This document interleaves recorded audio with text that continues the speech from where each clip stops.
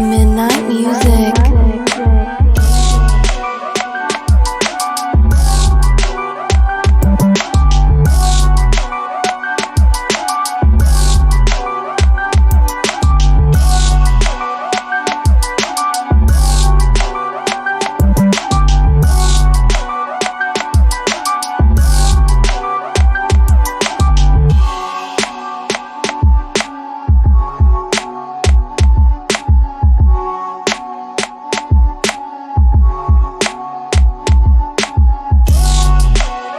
Midnight music.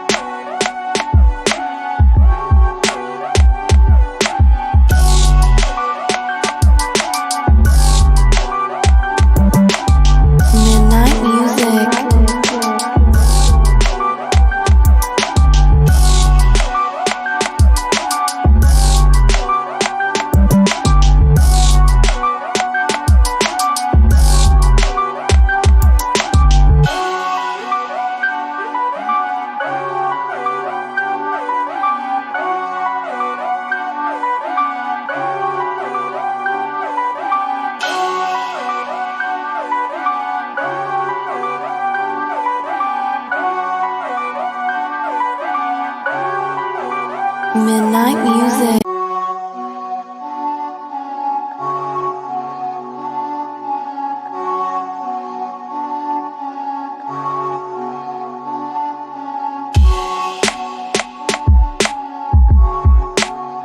Midnight music.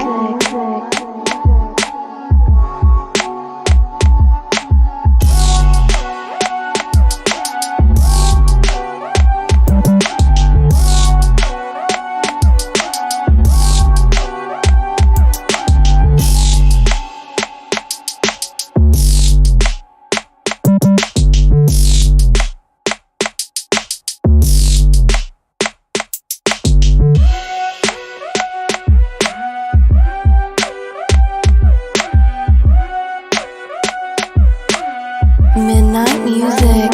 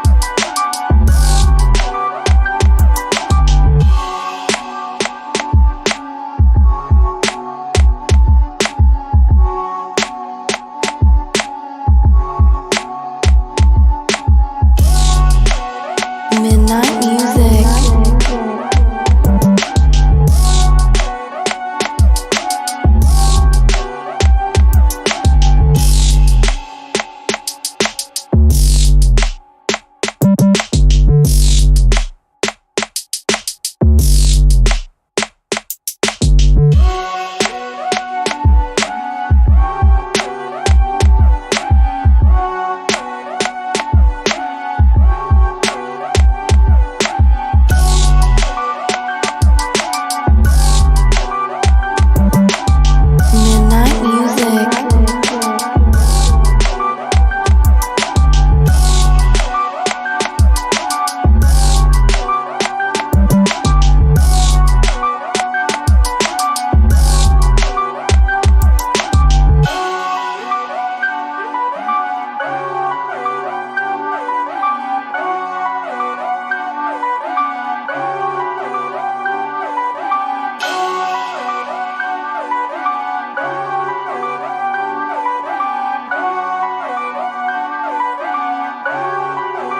Midnight music.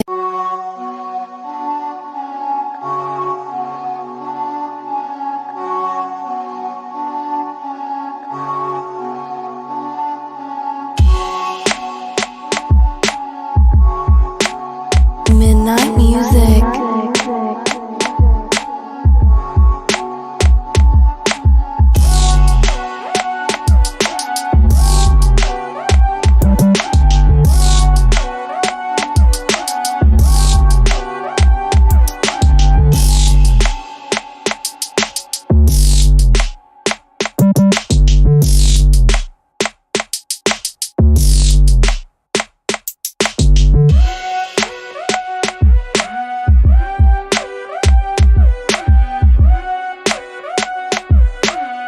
Midnight music.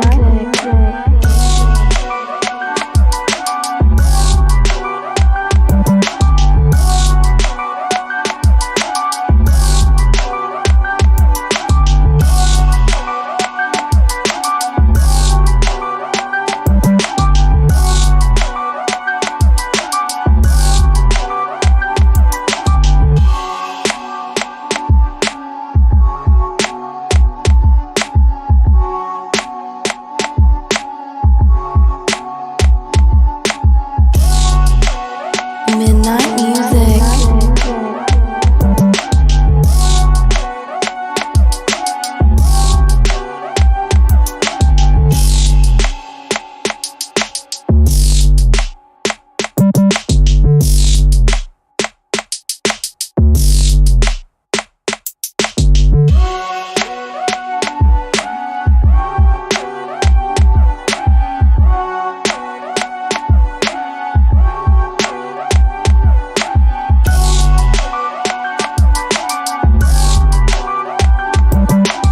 Midnight music.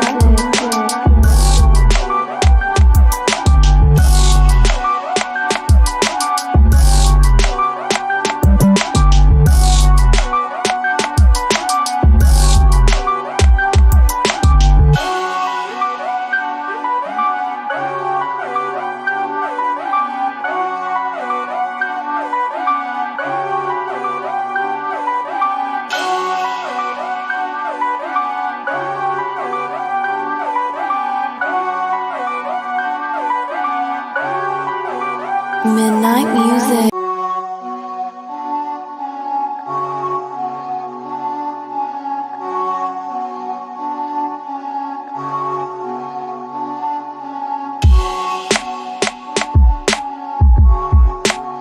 Midnight music.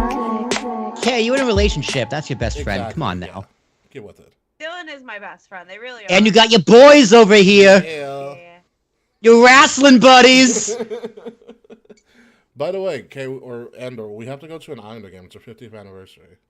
Yes, I agree. Mm.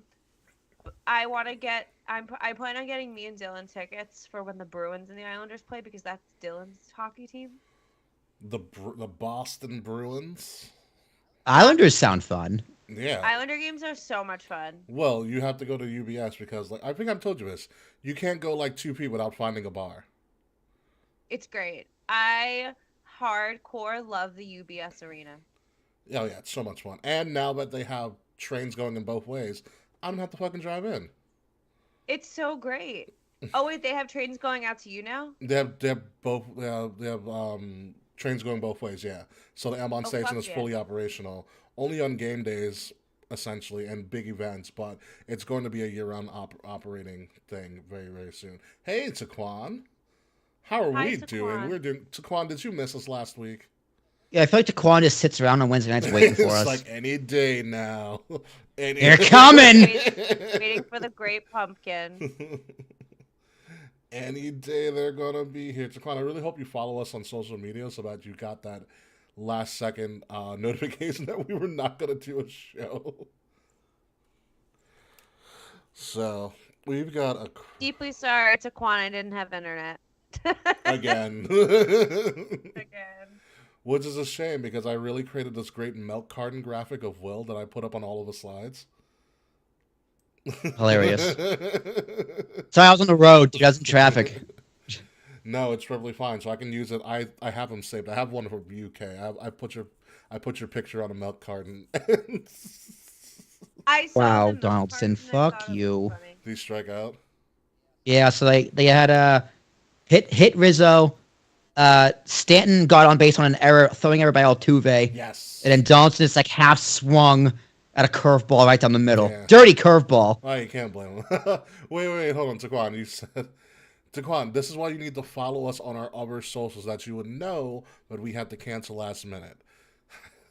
I love I had my dick in hand I prepared to had watch the my hand prepared stream. to watch the stream. So wait, Taquan, who stood you up? It is, well, you're in midterms now because it's October in college. So you're in who stood you up? And We did. Well, besides that. They were stood up by us. Oh, they were stood up by, whatever. I'm sorry, Taquan. I'm not really sorry. Again, Taquan, you have been watching us for like 2 months now, or more than that. Follow our social media. The handle is literally at the bottom. We are everywhere. I would have a TikTok handle if it matched our theme, but we don't have one. We don't have a. I need to find a golden TikTok handle because I'll put it down there too. Follow us there. Like it's where you. We don't have a TikTok. No, we do have a TikTok. It's where I put up the merchandise ad. As in, like, I could have sworn we had a TikTok. Yeah. No, but we don't have a TikTok logo on the bottom with all of our other social media icons. Oh, we'll get there. Well, I have to find one that matches this little gradient golden theme here, so I don't want it to like stand out. Yeah. But no, I am happy. You hosted me up. Taquan, how's college going, by the way? I forgot what school you go to, but I'm assuming your football team's whack, so. So you're gonna follow all of our socials right now? Fucking took you long enough. I can't wait. I'm gonna watch too because I have our socials up on on my other computer here.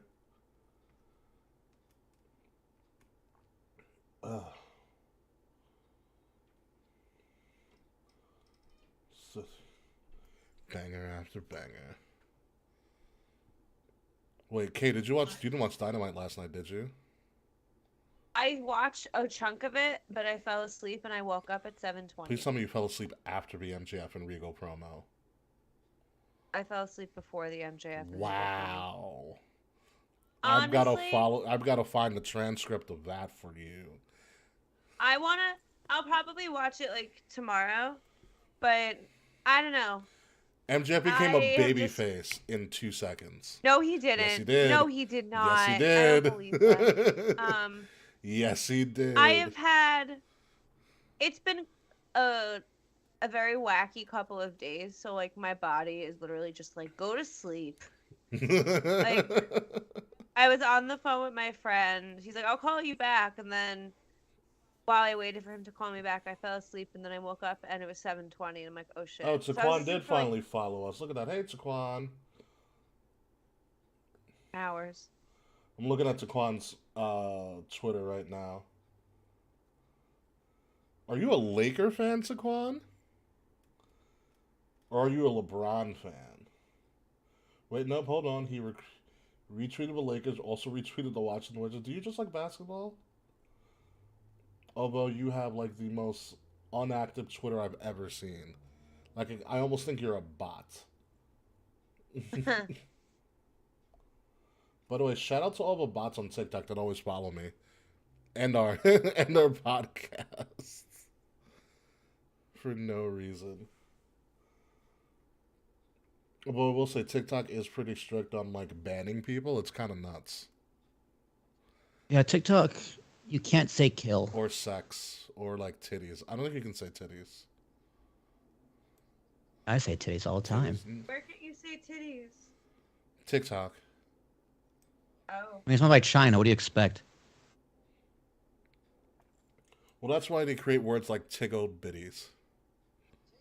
Tig old bitties, baby! That's word in the English language. It's not even a real word. Tiggle bitties. Tig old bitties. It's 3 words.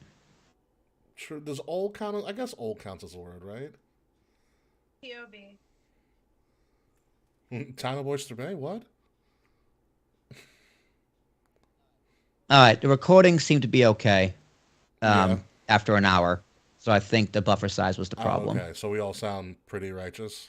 Yeah, we sound pretty good. I also reinstalled the audio driver, so that could have been an issue That too. also could be an An issue. issue That as also well. Could be a point of concern. But whatever, as long as we sound good, which is good. So, Will, did you finish watching the first season, which I didn't know was multiple fucking seasons? The first season of Ring of Power.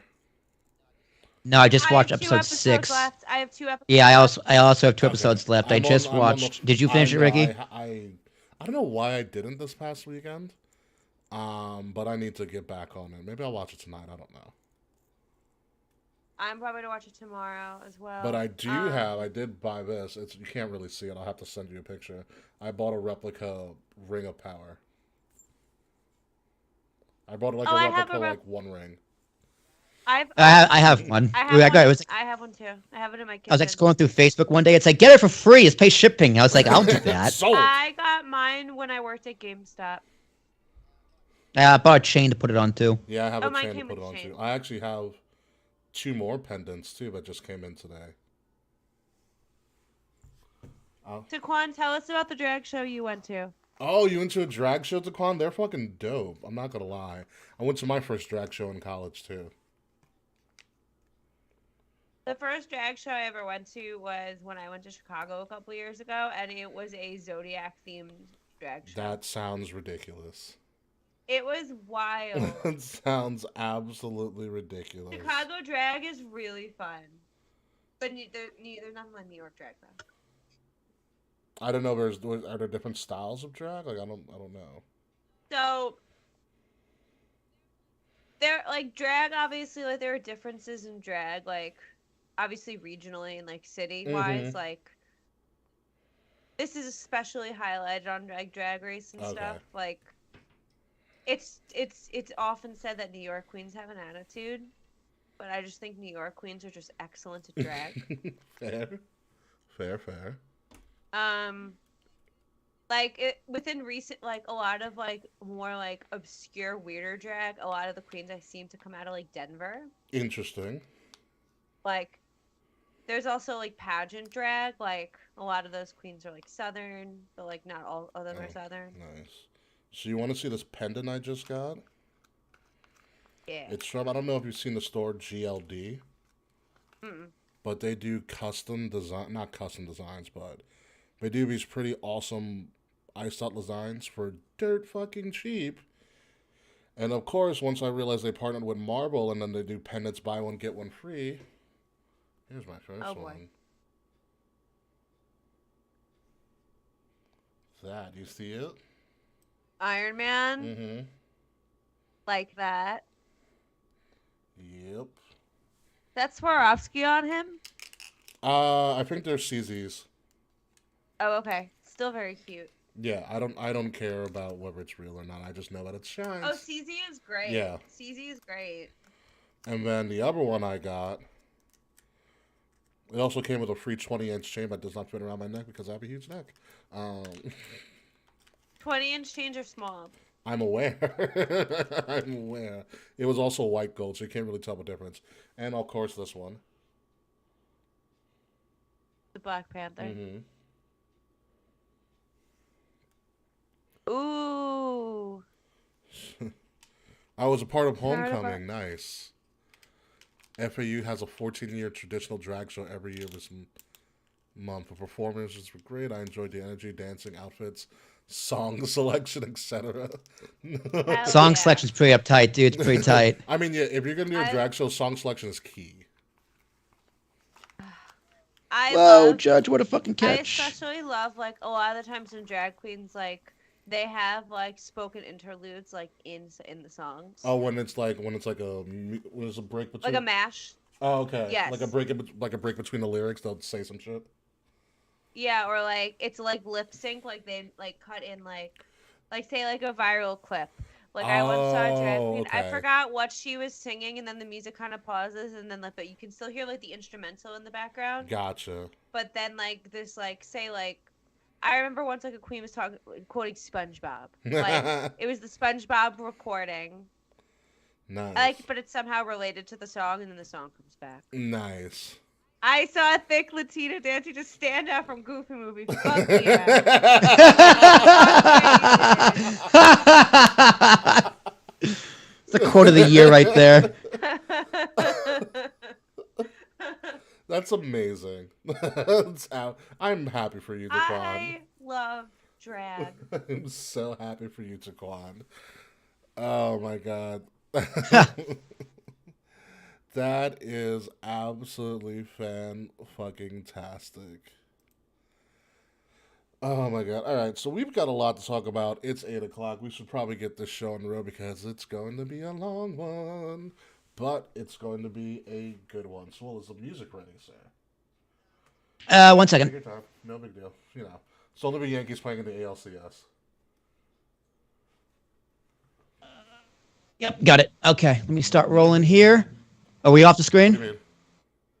Are we good to go? All right. Let me just double check one last thing. I lied. Nice. Yankees could have a first inning jam. All right, perfect. You should see his catch judge made. Holy fuck! You'll see on it'll come Instagram. up. And this catch Stanton didn't make. I'll also see that as well. All right. All right. Starting in 5, 4, 3, 2.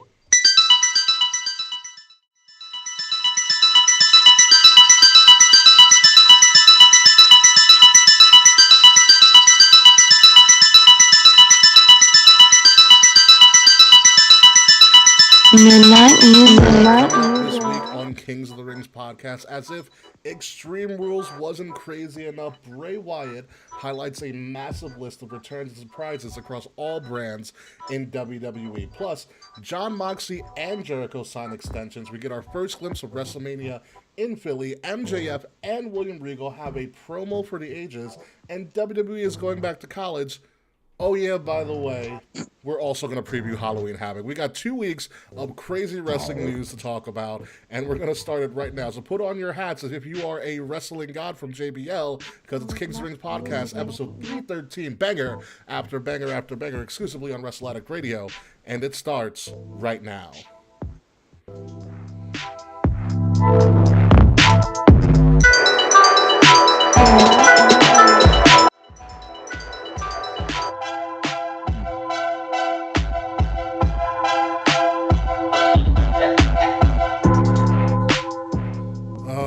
So happy the Yankees won last night. Yeah, it's not going to be an easy 7 games, though, with Houston. It's not going to at all, but we'll be here for all of it. Ladies and gentlemen, welcome to Kings of the Rings Podcast, episode number 312, 313. I forgot what fucking episode it is. It's 312, baby. 312. I might have said 313 in the intro, but whatever, my bad. Banger after banger. We were not able to do a show last week due to Santana and Ortiz messing with K. Murphy's internet yet again, and Will was on the road somewhere, but he is alive and well. We're all alive and well. And my brother got married. Your brother got married, which is, I guess, that's a cool thing as well. We are alive and well. We have a shit ton of wrestling to talk about, because wrestling, for some reason, in the down part of the year on the wrestling calendar, wrestling's been fucking amazing. Outstanding. Like, absolutely mind-blowing that everything's hitting on all cylinders. But before we get to any of that, let's check in with everybody, starting with Will Tarasuk. Will, how was the wedding, by the way? It was a great wedding, dude. The church was great. The bride looked fantastic. I cried at the altar. I wasn't even the one getting married. Wait, you and seriously cried? halfway through I did cry a little bit. It was very beautiful. And my best man speech, halfway through, I was like, why are they laughing? Are they supposed to be laughing this much? And I was like, oh shit, I am roasting my brother right now. But it was a phenomenal speech. I stole the show unintentionally. So congratulations to my brother and his beautiful wife, Meg, my new sister-in-law. So yeah, it was a good time. A Tarashuk wedding, there's nothing like it. Everyone's asking me when I'm getting married. And I said, a few years. So Kay Murphy, I can't wait for you to come to my wedding. I can't wait to come to your wedding, but how was the food? It was good. The food is actually really good as well. Hell yeah. Yeah. Steak was a little chewy, but it was good. Oh, I could fuck so hard with the steak right now. Oh my god, I feel like I'm gonna sneeze. No. Come on, get it out. Get it out. Get it up. I think I can persist. But so many wild things are going on in my life. I am finally off the 4 a.m. grind Woohoo! as of yesterday. Holla holla. So Lahaim. for the next month, I'm gonna be working like my old afternoon nighttime shift before finally transitioning to a totally normal schedule in December. And I have figured out my Halloween costume. Ooh, are you gonna tell us now, or are we gonna wait? I have to work Halloween night. Now that I'm on night shift, I didn't plan to take off for Halloween. Mm-hmm. So I didn't anticipate being at work at night. So I decided I'm going to make the most of it. And I'm going to have a comfy, cozy Halloween night while I work. So you're wearing a onesie. You're goddamn right. I'm wearing a onesie. Would you like? How to did know I what know? onesie I got? How did I know? Is it a Please let banana? it be a No. banana. Please let it be a banana. It's not a banana. Is it 2 bananas? No. So I got a. Are you a grape? Are you a Grogu. member berry? I'm gonna be a member.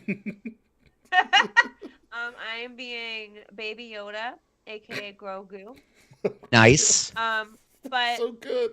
my partner and we were originally gonna do a Star Wars theme for our costume, so I had ordered Frank Yoda ears.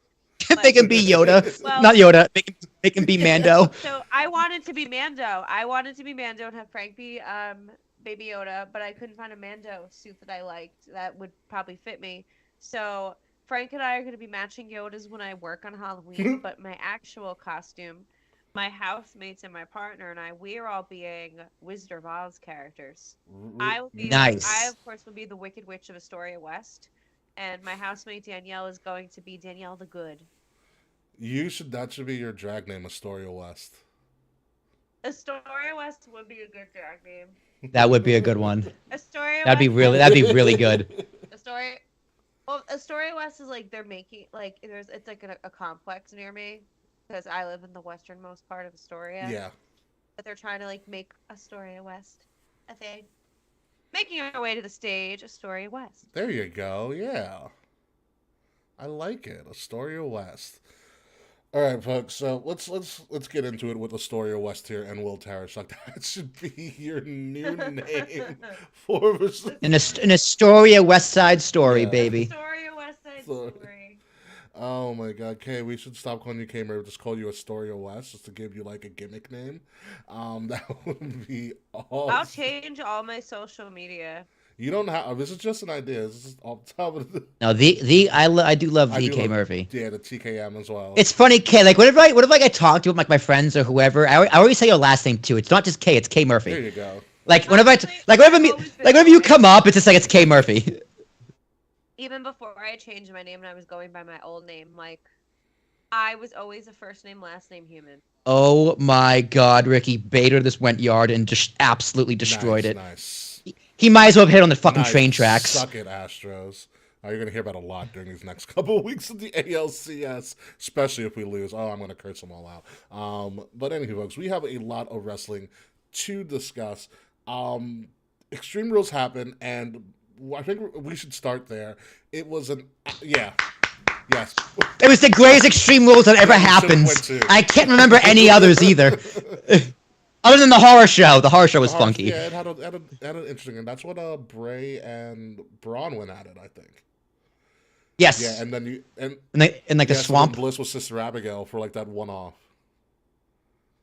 I think that was it. Anywho, let's talk about Extreme Rules in general. Great show, but we're not going to start talking about any of the matches. Let's start with in my opinion, the absolute greatest return I have ever seen in the history of professional wrestling. This is better than Edge coming back at the Rumble.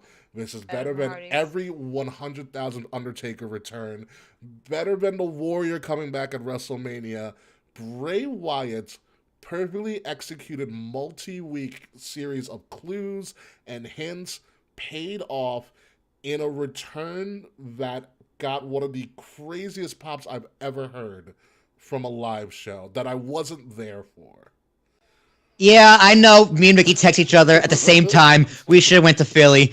I should have nutted up. I should have taken out my brother's wedding gift, and I should have went to Philly. Honestly, He could have went with $700 instead of $1,000. It would have been fine. He texted me saying I paid him too much anyway. That asshole. if I wasn't in Salem, I 1,000% would have been Philly. And Ricky texted me, he's got the whole world in his hands. I was like, God fucking damn it. I had the time of my life, but like, I would have loved. I mean, Triple H brought back the post lower third ending, the post credit ending. I forget what the Chiron is. The Chiron, I forget what it's actually called. The credit I don't know what Chiron. it's called. Yeah, you know what it is. Yeah. Like the copyright Chiron. I know what you're talking about. If you actually look at that whole show, I think I'd say this earlier, but if you actually look at that whole show, you have the post lower third ending, like the past the copyright ending, the surprise ending. You had the plants in the crowd of the NXT people. You had Braun Breaker and Thicky Nicky Nikita Lyons, my lord almighty, also in the crowd. You brought back the spotlights on the champions during a championship match and the blacked out crowd. You didn't see a WWE event. What you saw was TakeOver. It did feel very much like a takeover. Like, no, you're 100% right. The crowd, the champ, Braun Breaker in the crowd was really cool. It's like, it's not even like he's coming up to him. It's like, hey, don't forget he exists. And then the championship thing, I didn't even notice until you texted it to me. I was like, oh fuck, he's right. Because like, you know what it is? I noticed it, but I always thought like WWE always did that. You know what I mean? Because I'm so accustomed to it. So that was really cool. And Triple H, like, again, just the small things, the little details, the little changes that make WWE so much better over the past few months, as well as the returns. And it's like, there's no announcement. Like, Tony Khan would have announced it, right? Would have been a press. Dave Meltzer would have leaked it to Meltzer. It's like, hey, we're bringing this back. And Triple H is like, I'm just going to do it. People who know will know. It'll be cool. And it was great. It's a great detail. And it made it so much better. It really did. I love it. And also, you know what actually kicked in for me when I was like, oh crap, it's a takeover? It was the minimal amount of matches on the card. Yes, six matches. Six matches. No fluff. No fluff. Every match, for better or worse, had time to breathe and tell a story.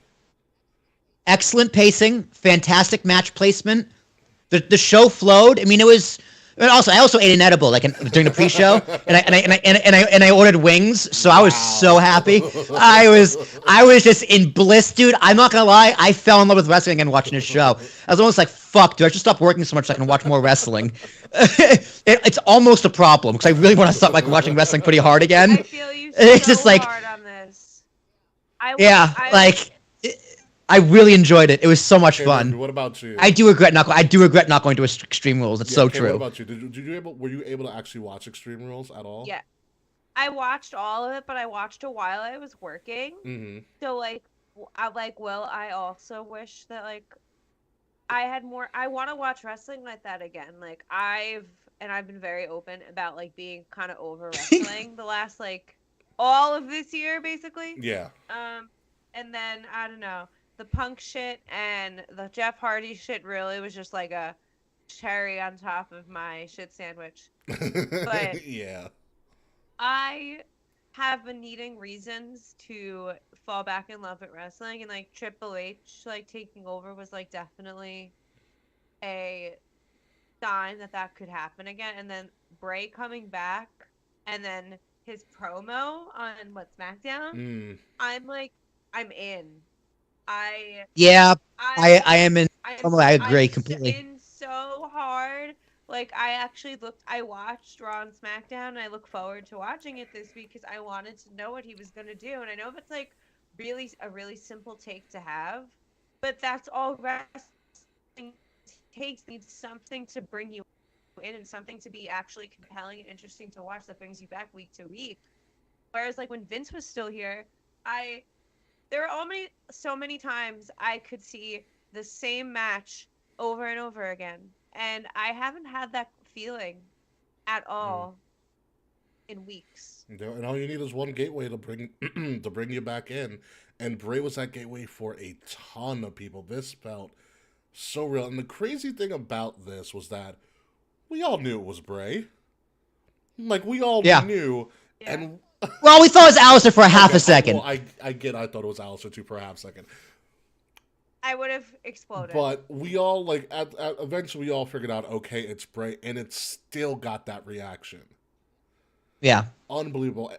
They told you without telling you. The promo that he put on that following Friday was a shoot, by the way. Say, hey man, this is a side. This is a side. I haven't reviewed myself, man. It's like, yeah, man, yeah. It was great, and then it was weird though. It was weird how they cut it off. Oh yeah, with that newest character to end the show. Yeah. Which means the story's not over yet, which is a good thing. No, of course. It's interesting. It's creative. It's different. I'm here for it. See where it goes. I'm here for it. I love the visual of his return, about how he is essentially, from what I gathered from it and watching it a couple of times, he killed off all of his past characters. Yeah. You know, that's why the Firefly Funhouse was so like dormant and damp and all the characters are there. He's killing it off and he's coming with this newer creation of some sort, whatever it is, and it could be it's just him. You know. Part of me though is just like, man, don't give the Marks this much credit, man. They're gonna don't give them an inch. They're gonna take a mile. Don't do it. Fuck, he did it. But it was so good because it was just whoever came up with it, the placement of all the characters around the crowd, the song, it being in Philly, which is very marky. It was a perfect return. Perfect return. Yeah, he looks happy Yeah. too. I love his hair. 400 days. Over 400 days, he had not done a thing. So it was crazy. Yeah, that also is true. Mr. Fretz, welcome, Mr. Fretz. He's fighting his demons. The puppets are his demons / his past, which would make sense. Which has made a lot of sense, and I'm happy he's back because I do know, and if anybody followed Bray, you do know that when Brody passed away, that really took a toll on his psyche for a very, Yeah, very of course. long time. So, but I'm happy that he's back, and now he can instantly be back in the picture, especially because the last time we saw him, he was in the Universal title picture with Roman and company, and so this could be another foil to Roman and the Bloodline, which would be very, very interesting story. I don't know if they'll do that, but we'll see what happens. But moving along, let's go through some of the card on the or almost all the matches on the Extreme Rules card. Starting out with the Fight Pit, which I thought was very well done from the first time we. Woo! Wow. Yeah. A lot. Oh, the Fight Pit. Sorry, no, sorry. I thought it was the Donnybrook. No, the Fight Pit. Donnybrook. Oh my lord! But the Fight Pit was great. I love Daniel Cormier as a no nonsense referee. Fucking tastic. Yeah, the no nonsense was good. He counted a little fast. The sign of a good ref is when you can't recognize, right? The one you forget is there. DC made his presence felt, which isn't necessarily a bad thing, but I don't know. I didn't think it was great. You know what it was? You think it was because I think they were the de facto main event, sure, but they weren't the why everybody was there for at the end. Like Triple H made you wait for Bray, which is the right thing to do. But it did seem a little bit rushed, but also to me, it felt like it was just a UFC fight in a different name. Yeah. No, the match was great. I love the no ropes. I was thinking, damn, it kind of needs some weapons, though. I don't think it needs. It depends. I mean, they're literally giving this to Riddle as his this is your signature match type thing, which I get. You know. I thought he legitimately broke his tailbone coming off that cage too. Yeah, I thought he fucked himself up. I was like, yeah, your back or your ass or something is just not right. Something. Yep, something is no bueno. But I was talking to Charles. Shout out to Charles, by the way. Shout out to Charles. Love that guy. He was talking about. Hi, Charles. He was talking about how Daniel Cormier being the only no nonsense official could be his character because it's believable. Like it's when believable. When he put Riddle and Seth up against the wall and he was like, "Don't touch me," like. You know what happens if you touch me. Like, he played it well, which I thought was cool. But I loved the match, and they got out of there. It was a good match. Kay, did you watch the Fight Pit? I did watch the Fight Pit. I enjoyed it. You enjoyed it, yeah. But I was very caught up at work. I didn't get to watch it the way I wanted to because I was, like, caught up No, I get while it. I was watching the Fight Pit. Yeah, no, it was good, but I was like so super busy at work. yeah, no, I definitely get it. So Fight Pit was great. But I liked it. I thought it was really. No, I thought it was good too. It's something I can definitely keep. I love it. I love how they pretty much pimped it out essentially from what it was in NXT, where like they gave it like lights all around. It got an entrance. Because for a while I was like, how the fuck are they gonna do this? Like I remember all the Fight Pit was constructed. I was like, how the hell are we gonna do it? And I saw, I was like, oh, they did a really good job. And it's a tall structure. It's a tall structure, but good. Riddle wins, obviously, and then Seth gets his kind of one-ups later on, the next fucking night in Brooklyn, which we will get to. But moving on to probably the best told story of the entire night, in my opinion. you have the I Quit match, Edge, Finn Balor with all of the shenanigans, and a returning Beth Phoenix. Oh, I want that match so bad. Damn. Beth and Rhea. Oh my god, Dude, that's I was a getting the daddy lotion. match. Okay, please. You go off first before I go off. I want them to crush each other. I Mm-hmm. want Rhea Ripley to crush Beth Phoenix with her thighs. Give me what I want. Yes, Yeah. what about the match?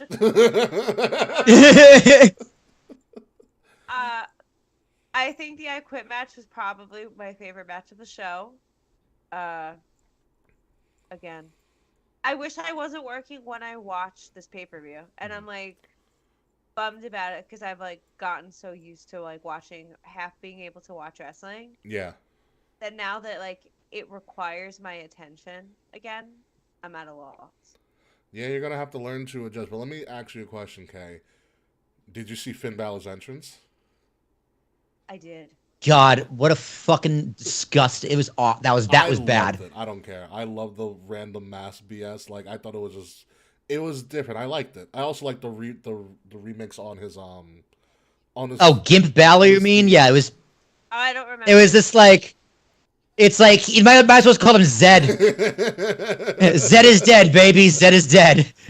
I was just like, what the fuck are you wearing? That was really dumb. Kanye West Balor, yes, it was the Kanye West Balor. Wow. To a T. But this I Quit match was a lot better than expected for me because I didn't picture Beth getting involved. I should have seen it coming, honestly, because how else do you get Edge to quit? Yeah, you threatened to hit Beth in the head with a chair.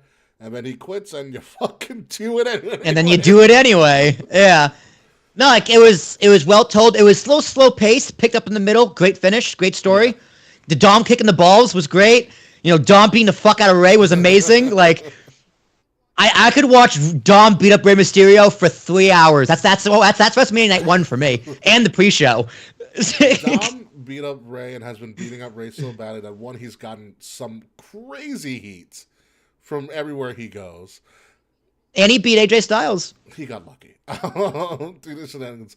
And I felt the same way. And he forced Ray to go to SmackDown. Good. He should be on SmackDown. Dominic, fine with me. From Ray. I love it. Frank, hi Frank, who's joining us on the show right now. Frank Tortellini is joining us. Yes, ready for your Halloween, Frank. Although, are you upset we're not getting a Ray Dom match? Save it for Mania. I think it's coming. Save it for Mania. Okay, save it. Save it. Okay, that's fine with me. All right, as long as we get it eventually. Move him over to SmackDown to let it go away for a while. Dom eliminates him at the Rumble. Set up Ray Dom. It's in California. Yes. Like, how do you not? Booyaka. How do you not do Ray Dom in California? Like, it has to happen. It's like we're gonna have a San Diego street fight, Dom. Don't even say that. That's what's gonna happen. It is what's gonna happen. Apparently, there's gonna be no pay-per-view between Survivor Series and the Rumble, and I'm really excited. Very good. They canceled day one. Don't tell Charles that. No, don't tell Charles that he wanted to go to day one.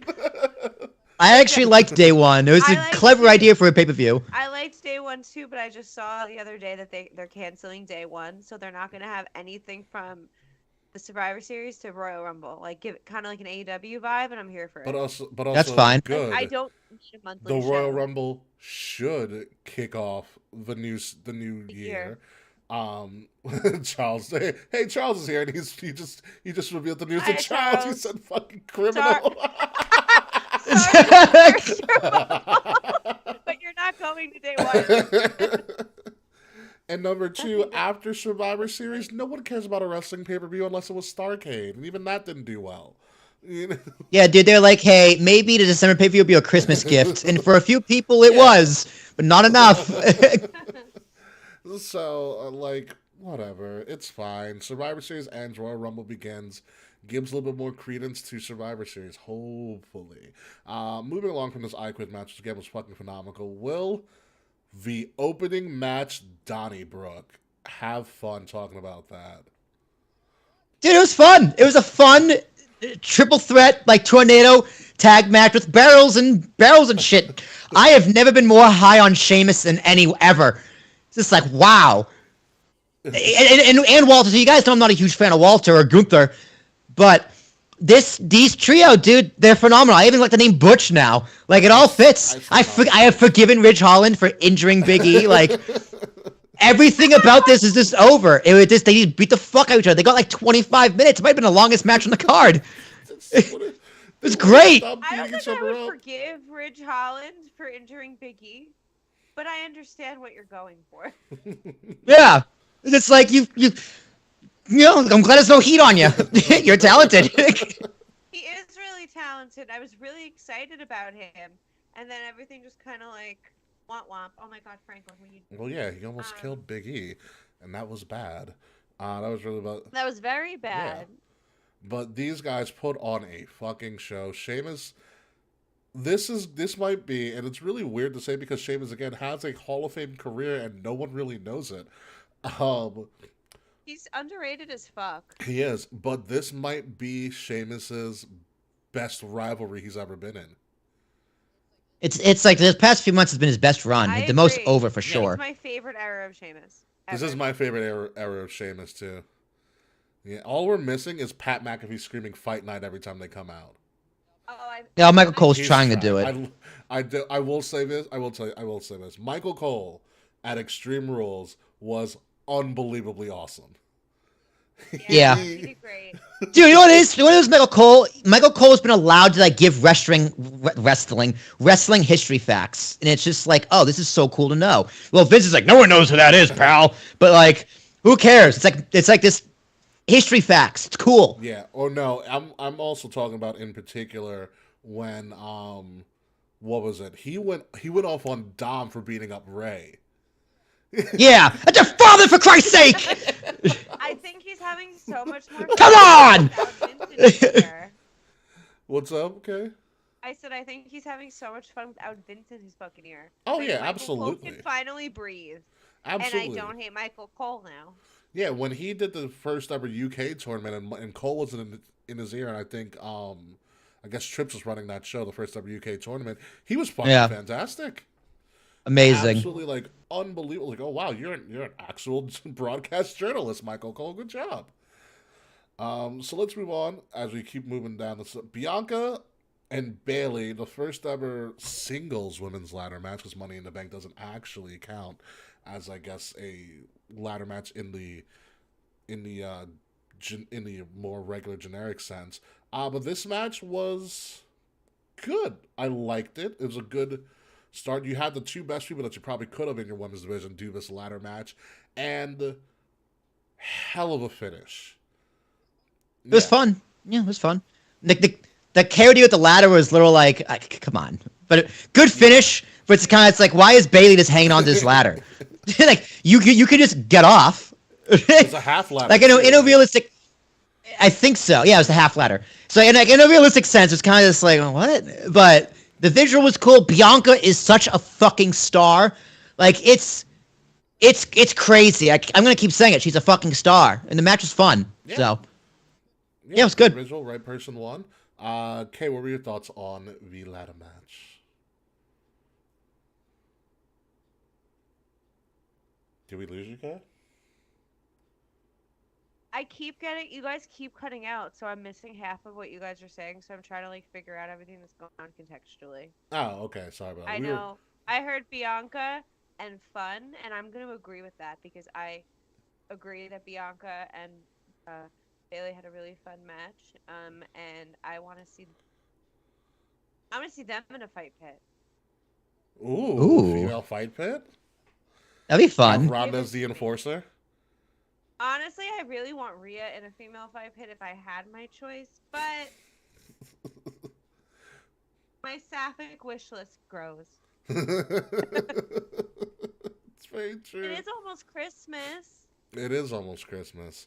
That's true. We gotta go through Thanksgiving first. Let's move on, folks. Speaking of Ronda and sapphic and really sapphic endings, you had Ronda and Liv Morgan. Ronda beating down Liv Morgan to take the SmackDown Women's title, but Liv ending up winning at the end because Ronda sat on her face and she passed out on the smiling. So I don't know a better ending than that, to be honest with you. Liv got murdered. Yeah. Absolutely murdered. It just looked like when it was time for a comeback, like she ran out of gas. She looked like she had trouble swinging like a kendo stick or a bat or whatever she was swinging. Fast. Like the hits or the chair, Yes. the hits just looked so weak. Like I was just like, yes, that is a big Liv Morgan problem, I think. I mean, when it comes to chairs, I don't know what it is. It's like most women, like maybe like other than Bianca or like Nia Jax, is it's like even like Ronda has trouble swinging a chair. It's like they're actually too heavy for them. Which is wild when you think of it. Yeah, but yeah, Ronda looked good. Just say that. You know what it was with Yeah. Ronda? Like she went through the table, which was a great spot, and then Ronda just didn't let go of the hold. She was like, "Oh yeah, I'm a UFC fighter," and just locked it in and wouldn't let Liv out of it, which I thought was kind of cool to see. It's like, oh, Ronda went UFC, and I loved Ronda's submit outfit. Like I enjoyed her rowdy tribute, but now she's starting to develop her own gear again, which Yeah. I think was really, really cool Yeah, to I see. agree. So, what were your thoughts on that sapphic ending, K Murphy? I mean, I'd love a good sit on your face and pass out kind of moment. So I think it ended exactly as it should have. But honestly, if Liv Morgan actually won, I think I would have had a mental breakdown because I wouldn't have believed it. You know what it is now? Liv Morgan, especially after her little crazy bout on SmackDown, I really feel like Liv Morgan is in her Jeff Hardy era. Just getting beat In what down way? and jumping off of high things for no fucking reason. Because Yeah, pops. That's how I feel. I feel like Liv is trying to get her Jeff Hardy on. How I'm down with dare that. you? Yeah, I'm down with it. He's trying. Yeah, she's trying, but we'll see what happens. Let's move on to probably the most unentertaining yet still kind of entertaining match in the Extreme Rules card. We had the strap match between Karrion Kross and Drew. Oh yeah, Oh, I already forgot about it. Next. That happens. I did love Karrion Kross being an absolute dick and not putting on the strap for like the first half of the match. Yeah, it was a fine finish. Fine, Drew got hit with legit pepper spray, which kind of sucked for him. Big fan of Scarlett. That Sable cosplay she did was amazing. Is that what that was? I was trying to figure it out. Okay. Yeah, good for her. Whatever the Sable's like lion roar was, a tiger roar, or whatever. It's 1-1 by the way. Thank you. Was it a panther? I thought it was a panther roar or something like that. It might have been a Black Panther. Sex Panther. It was a Sex Yeah, Panther. That makes sense. It was like a panther roar and like a whip, right? Or something like. Yeah, and the whip. Somehow that got past censors. And then fucking Mark Marrow came out. We're like, boo. So bad for Mark Marrow. Not only like he was legit married to Sable, and then Brock came in and took her. Apparently, him and Brock are really good friends, which, yeah, duh. If you're gonna have issues, you're not gonna have a life. Yeah. Yeah, Mark Marrow got cucked by Brock Lesnar. I'm not mad at him for it. I don't blame him at all. You know what? It's not your fault. It's not. It's not. It's Yeah, not your fault. It is. It's not your fault. Anywho, that was the 6 matches. I can't believe we had a 6-match pay-per-view or premium live event, and it was that fucking good. It was that fucking. Would you give us a 10 out of 10? No, I think I gave it a 9. Yeah. Yeah, Liv and the Balor mask just didn't do it for me. And the strap match was okay. K Murphy, what are your final thoughts on Extreme Rules now that you've seen it? I loved it. It was a great pay-per-view to get me back into WWE like that. So I also am giving it a 9. Yeah. Franklin is also giving it a 9. Oh my god, he's on the microphone. Yeah, Franklin. So sorry, Franklin, break the everyone. fourth wall right now. Tell us your thoughts. What if he just went, ow! out of nowhere. Yeah. It turns out, actually, Ricky, I actually think it was a great match. Fuck yourself. Oh my god. He feels very strongly about this pay-per-view being a 9, so much so that he needed to take the. That's perfectly fine with me. Thank you for your insight, friend. I'm gonna give it a 9.5 Oh, he because licked the microphone. oh, we're getting close. I'm gonna give it a 9.5 because Bray's return was so fucking good that it elevated everything else on the card, in and of itself. But I hope they keep the style of Extreme Rules for a couple of years now, where it's just gimmick match after gimmick match, and letting each match breathe. Because this is a fantastic form. Like 6 matches went 3 hours. By the way. I don't mind Extreme Rules as a pay-per-view. I love it. I hope they get rid of Elimination Chamber as a Hell in a pay-per-view. Cell. I hope they get rid of Hell in a Cell as a pay-per-view. It's like, don't have gimmick pay-per-views. Have gimmicks on pay-per-views. Yes, I think it makes for a much better experience. It does. It does. It's better storytelling, Yeah. too. It really is. So let's move on from Extreme Rules. And by the way, before we do that, this is, if you guys haven't seen already, they revealed the WrestleMania 40 logo. Yo, They it's brought so pretty. back the Roman numerals, by the way. They revealed this right before Extreme Rules. It's in Philadelphia Coliseum. Oh, they did bring back the They Roman did bring it, so numerals. It's on the bell. XL, hell yeah, baby. Beautiful. I can't wait for this. It's going to be an absolute madhouse. Yeah, I would have preferred Philly's colors, but they're playing in Eagle Stadium, so I get it. Yeah. It's going to be fantastic. That jersey is going to be probably dope. Dave probably has one on layaway already. Nah, dude, Dave's a Cowboys fan. You think, all right, so you really think that Dave is going to pass getting a WrestleMania 40 jersey just because he's a Cowboys fan? Yes. Yeah. Honestly, I don't know. He's a really big Cowboys fan. I'm a Giants fan, and I'm unsure if I can get one. Like, Dylan used to live in Philly, lived in Philly for like a long time, so we were like talking about it the other day, and I'm like, I couldn't live there. I'm a Giants fan. Like, they would shoot me on sight. No, you would. All right, Kay. I went through the city of Philadelphia less than a week after the Yankees beat the Phillies in 2009 with my Yankee jacket that had all the World Series patches on it. And I was going through South Philly getting a cheesesteak, and I am still here.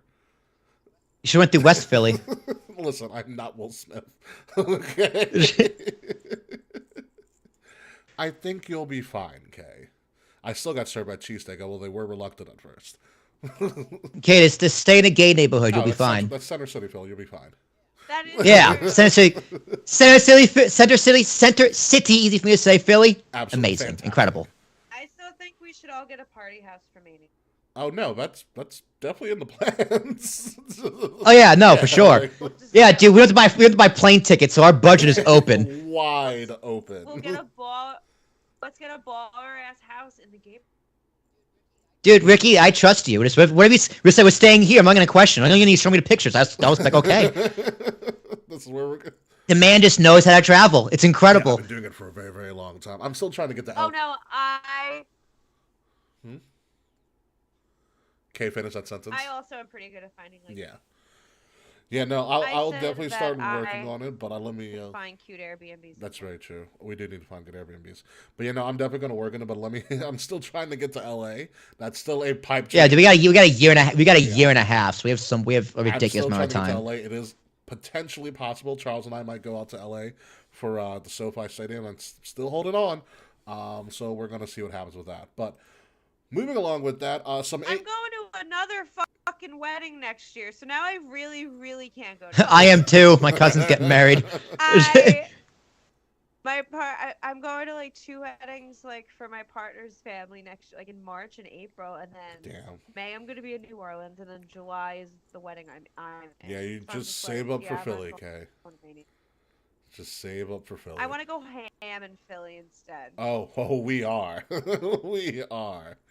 Anywho, moving on to some AEW news. Jon Moxley was reported last week to have signed an extension, a 5-year extension with AEW, where as part of his contract, he's it also has the ability to become take more of a backstage role, as well as coach some of the younger talent as well. Okay, so first things first, because same thing with Jericho. I'll get to Jericho too.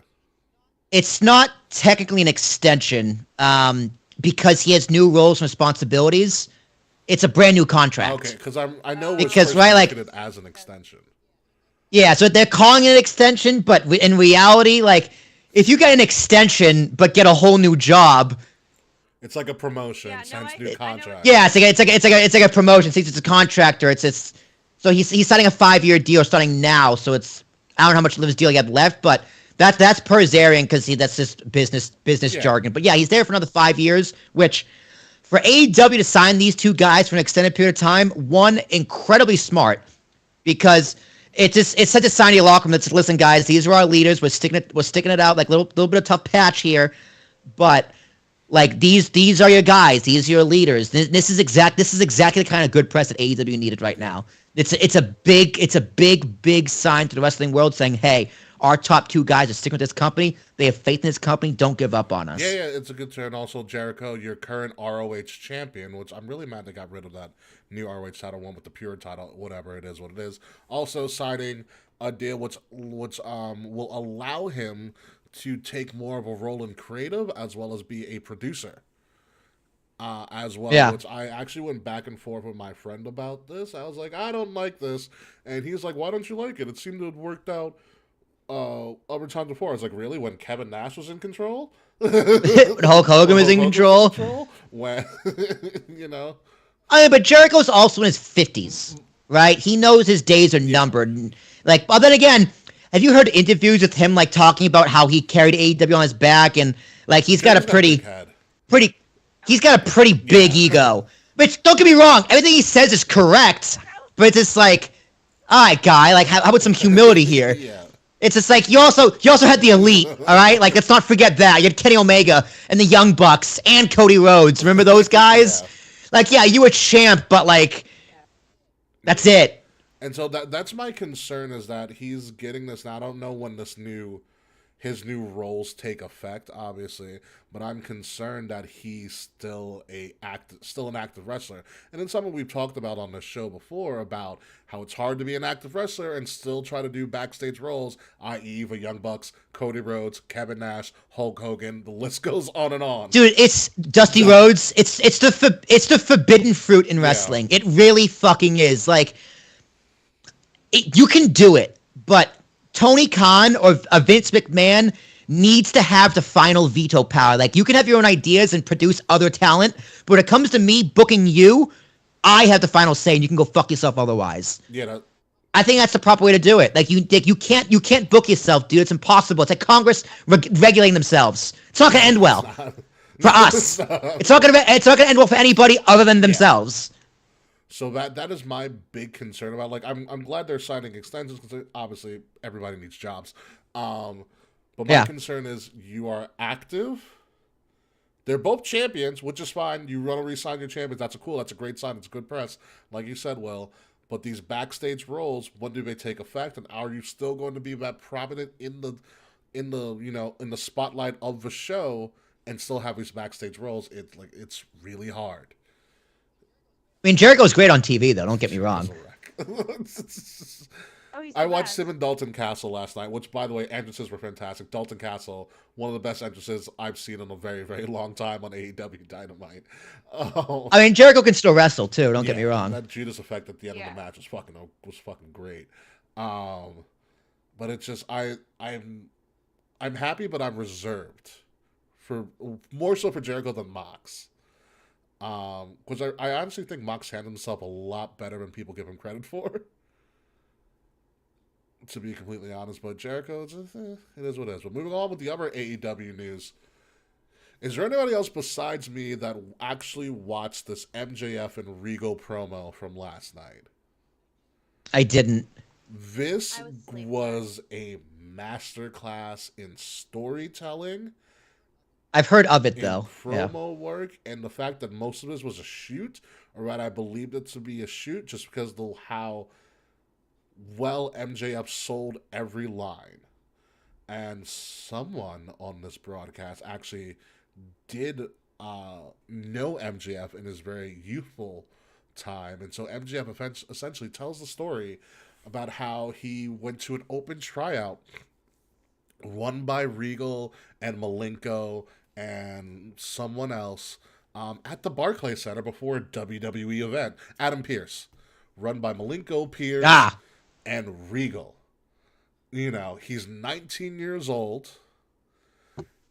He's lining up with people. He's doing a tryout match. After his tryout match, which apparently he did really well in at the age of 19, Regal pulls him aside and says, "Come with me." Regal sits him down in a separate room and says, "You have 3 minutes to sell me about why should we sign you." You know, and he's whatever. MJF does his MJF spiel. According to MJF, by the way, which Regal does not deny in this promo whatsoever. And Regal is aghast. He's in shock. He's very impressed. He said, "How old are you?" And MJF said, "I'm 19." And Regal said, "Oh, you're a little bit too young for us to sign." At the time, regardless of the fact that years ago, the Hardy Boys were like 18 fucking years old. 16. They lied about their age. And lied about his age. Yeah, they lied about their age to get contracts in and of itself. Tyler Bate was also ridiculously young as well. I totally agree. Pete Dunne, so on and so forth. Be that as it may. Regal says, "You're a little bit too young, but what I need you to do is to every month send me a video of a match and a video of you cutting a promo, and I will, try to keep tabs on you." And so he tells the story about he did it for 1 month and Regal got back to him very politely. Second month, Regal got back to him very politely. Third month, Regal essentially tells him to fuck off. And that, things changed in WWE and they're not hiring talent, straight up the indies. Like, you have to pretty much start to make a name for yourself. That's the way that it was going at the time, which sounds about right, because this was 7 years ago. NXT was just about to be on the rise, and what did NXT do? They started signing a bunch of indie town, well-known, prominent names. And at that time, MJF wasn't a prominent name. Yeah. What got me about this promo was that MJF literally pulled out the email on his cell phone. And he wasn't him remembering it. Wild. He read the email on his cell phone in front of a smirking William Regal, by the way. He's like, "Yeah, I did that." And what really got to me is that MJF is on the brink of literal real tears. He's turning red. And he goes... Really? Yeah. Because he's like, "Stop laughing at me. This is real right now." And he says, "I read this..." He goes, "After I read that," he went on about how he was heartbroken and he started to not believe in himself to the point where he said, "I almost killed myself because you sent that email to me." Wow. I don't believe that. I don't. You have to watch it. You have to watch it, because I remember watching and be like, "Oh wow!" I was like, whoa, this might be a little bit too much here, MJF. And they go back and forth. And Regal's like, "Well, consider yourself lucky that you got an email that broke your heart. You weren't like," and Regal's like, "You weren't 16 or 17 with no family trying to fight your way into people giving you some sort of time." And Regal's telling his own backstory. I gave him the business. And he's like, "Consider yourself lucky that you only got this email and stuff." But he's like, "You know what?" He's like, "I did that to you on purpose because I wanted to see you actually essentially grow a pair and finally take what's yours and stop taking the shortcut way out." And Regal's like, "The only reason I use this brass knuckles because I needed to, find a way to survive." And so Regal essentially says, "You know what? Here's your chance to stop taking shortcuts. If you want something, go and fucking take it." And Regal turns around and is pretty much like, "Hit me." And the psychology of the promo was great because MJF still thinks of Regal as this unattainable authority, that MJF is frozen and he can't hit Regal. Wow. Even though Regal's like, "Punch me," and then Regal's like, "Exactly what I thought." And whoa. Oh, yeah. got him. That's And amazing. walked out.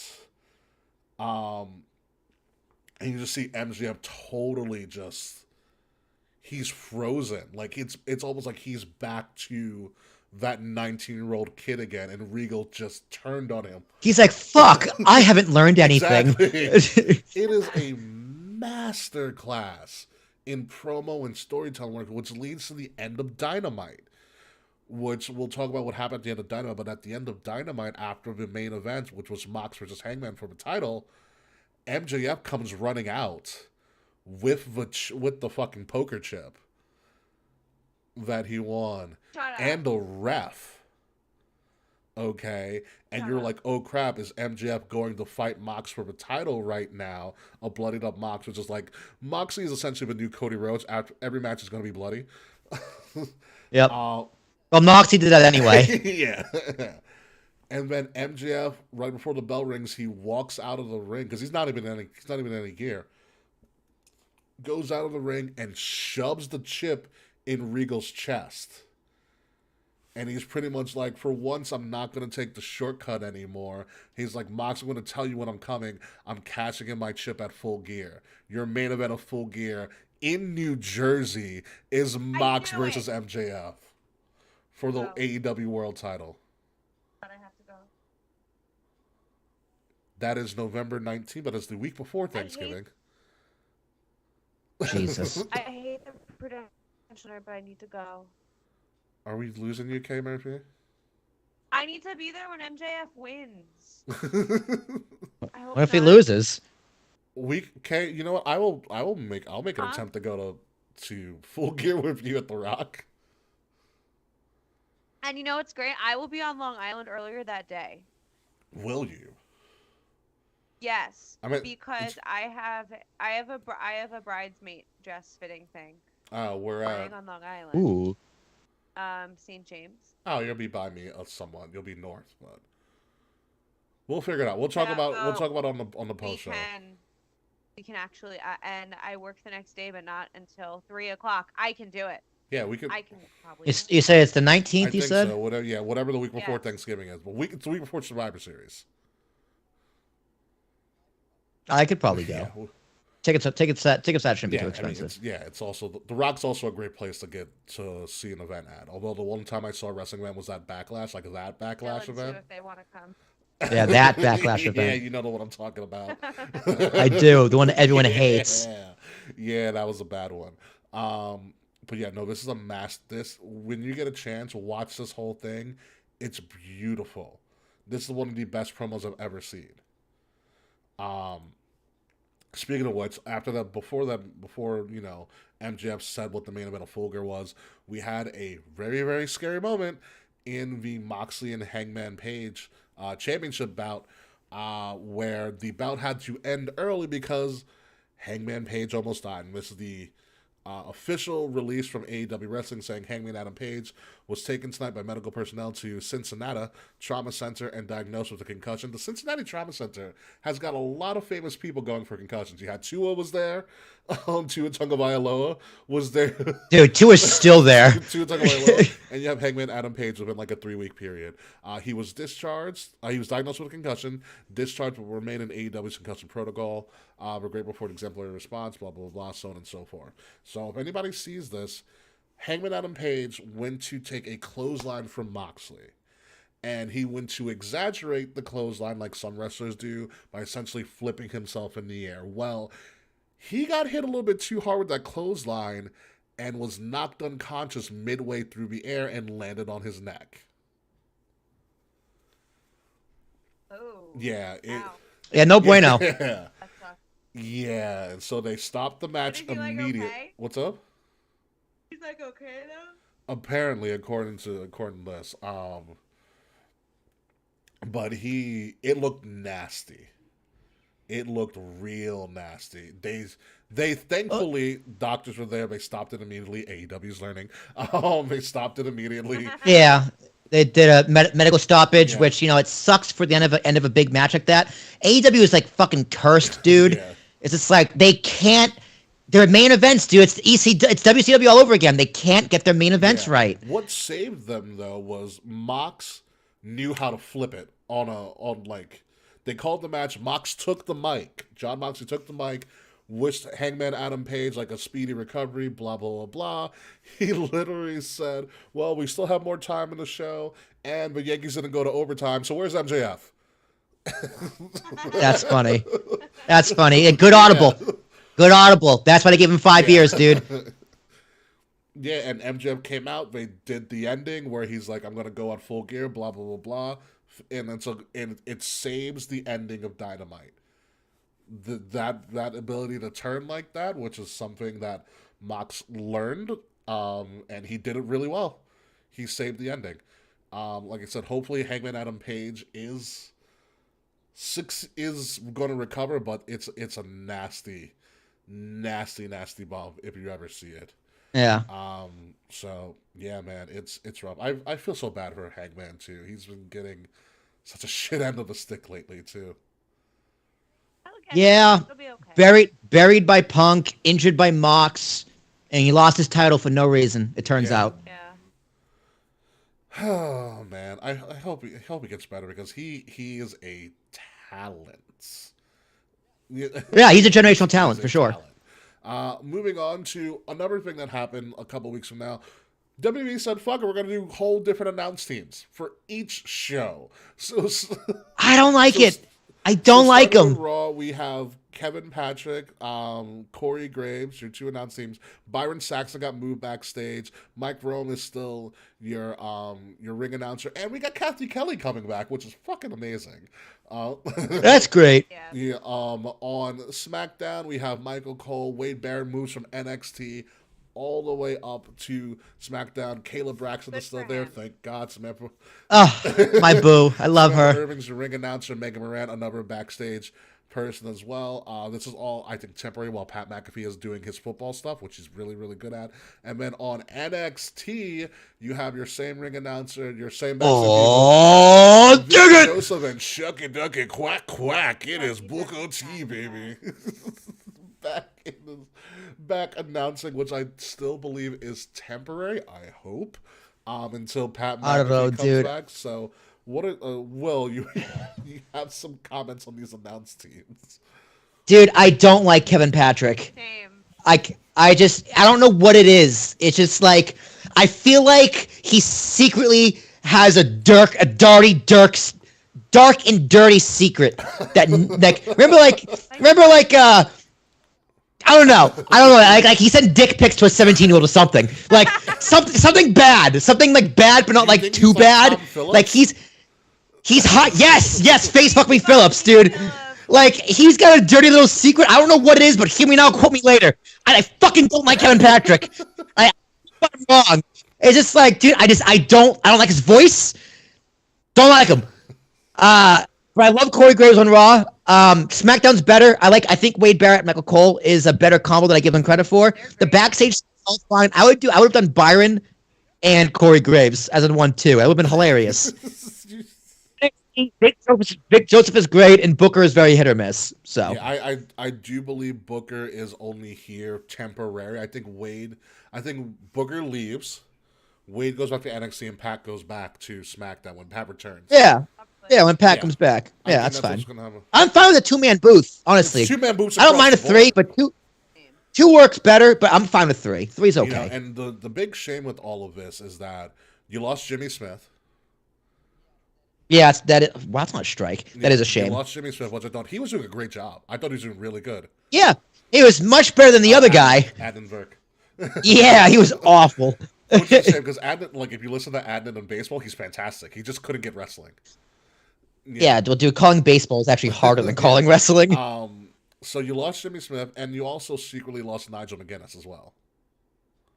Yeah, I like Nigel. Oh, was he on NXT? Well, Nigel was doing NXT UK. Oh, he was okay. also doing Level Up, which is essentially the new 205 Live, or but developmental's developmental. Oh yeah, I forgot about that. Yeah, Level Up happens every Friday.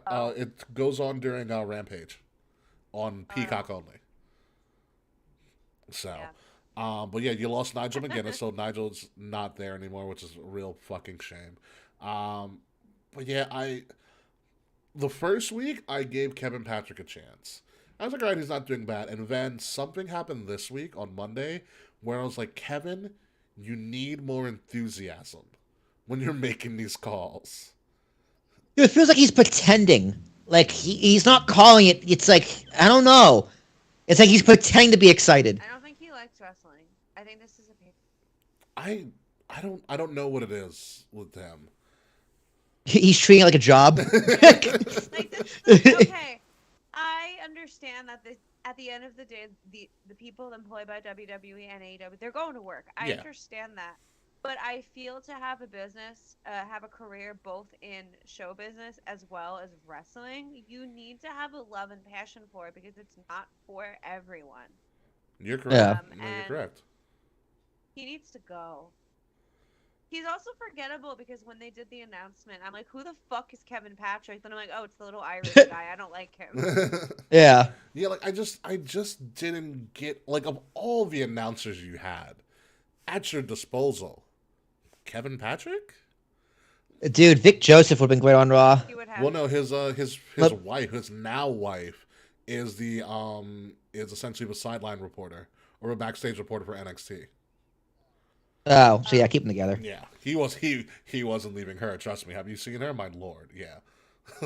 He's not going anywhere. Although I will say, Vic Joseph is also a really good 1-2 with Corey Graves on his podcast.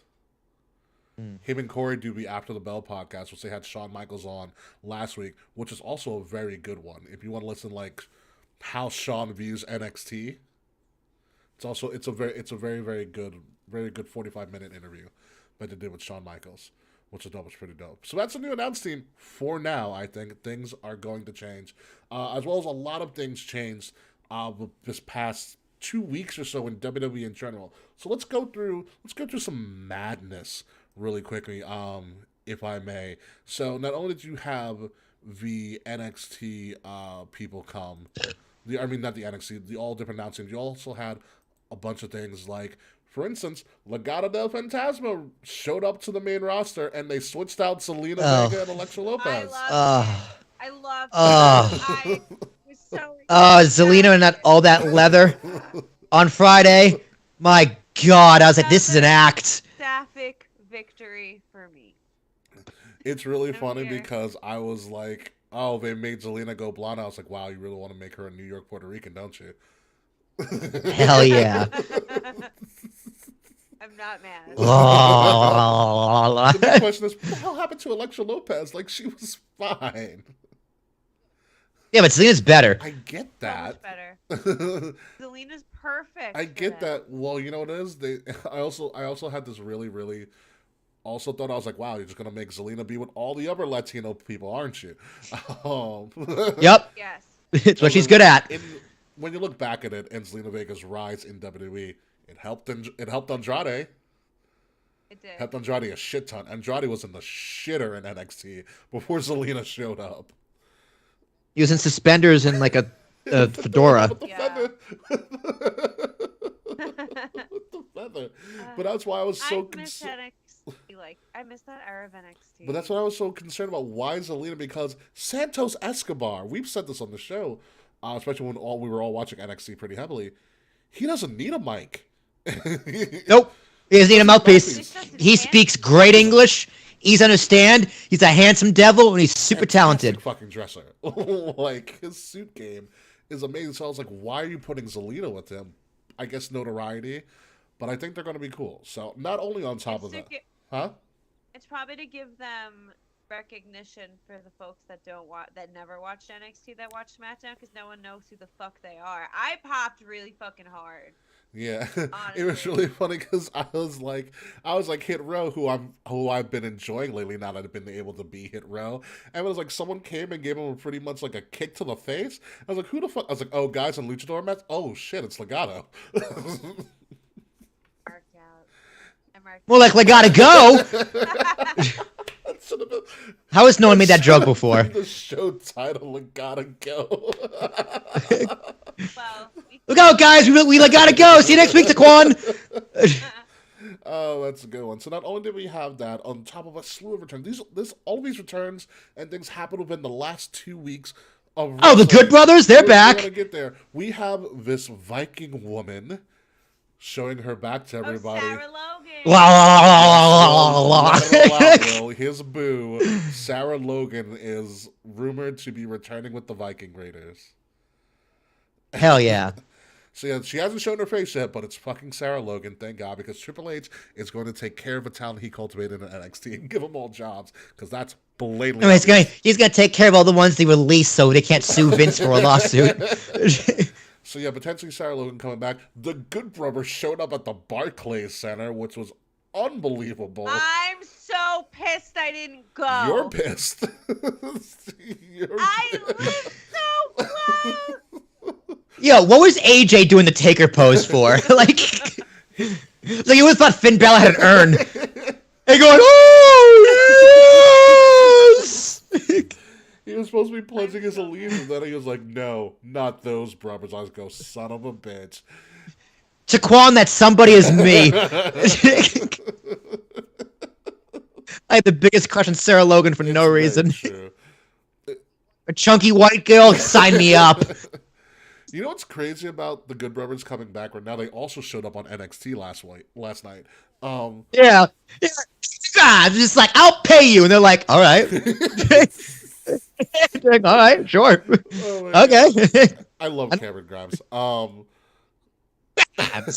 Okay, here's the great thing about the Good Brothers right now. Carl Anderson, besides still having a hot Asian wife, is the current never openweight champion.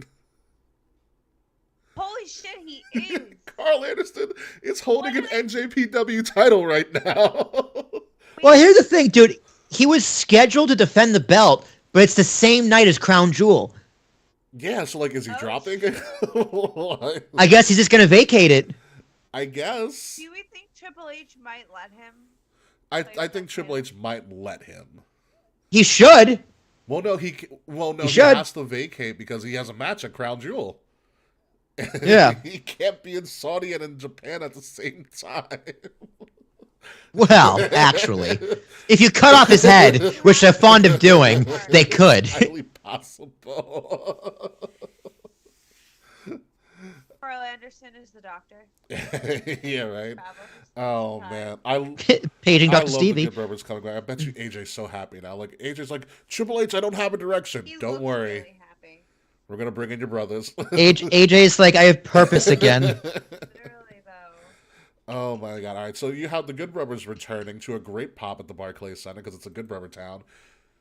Brock Lesnar showed up later on that night on fucking Raw as well, which was probably the biggest surprise of that night. And what did Brock Lesnar do? Went to go beat up Bobby Lashley because we're getting Lashley Lesnar. Finally. Well, we got him at SummerSlam.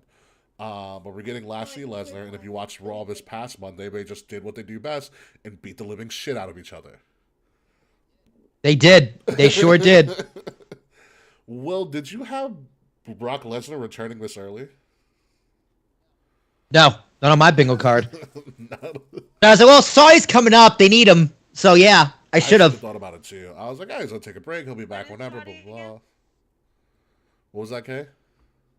When is Saudi? Saudi's November 5th, so it's the next big event, as you mess with your pipe right there.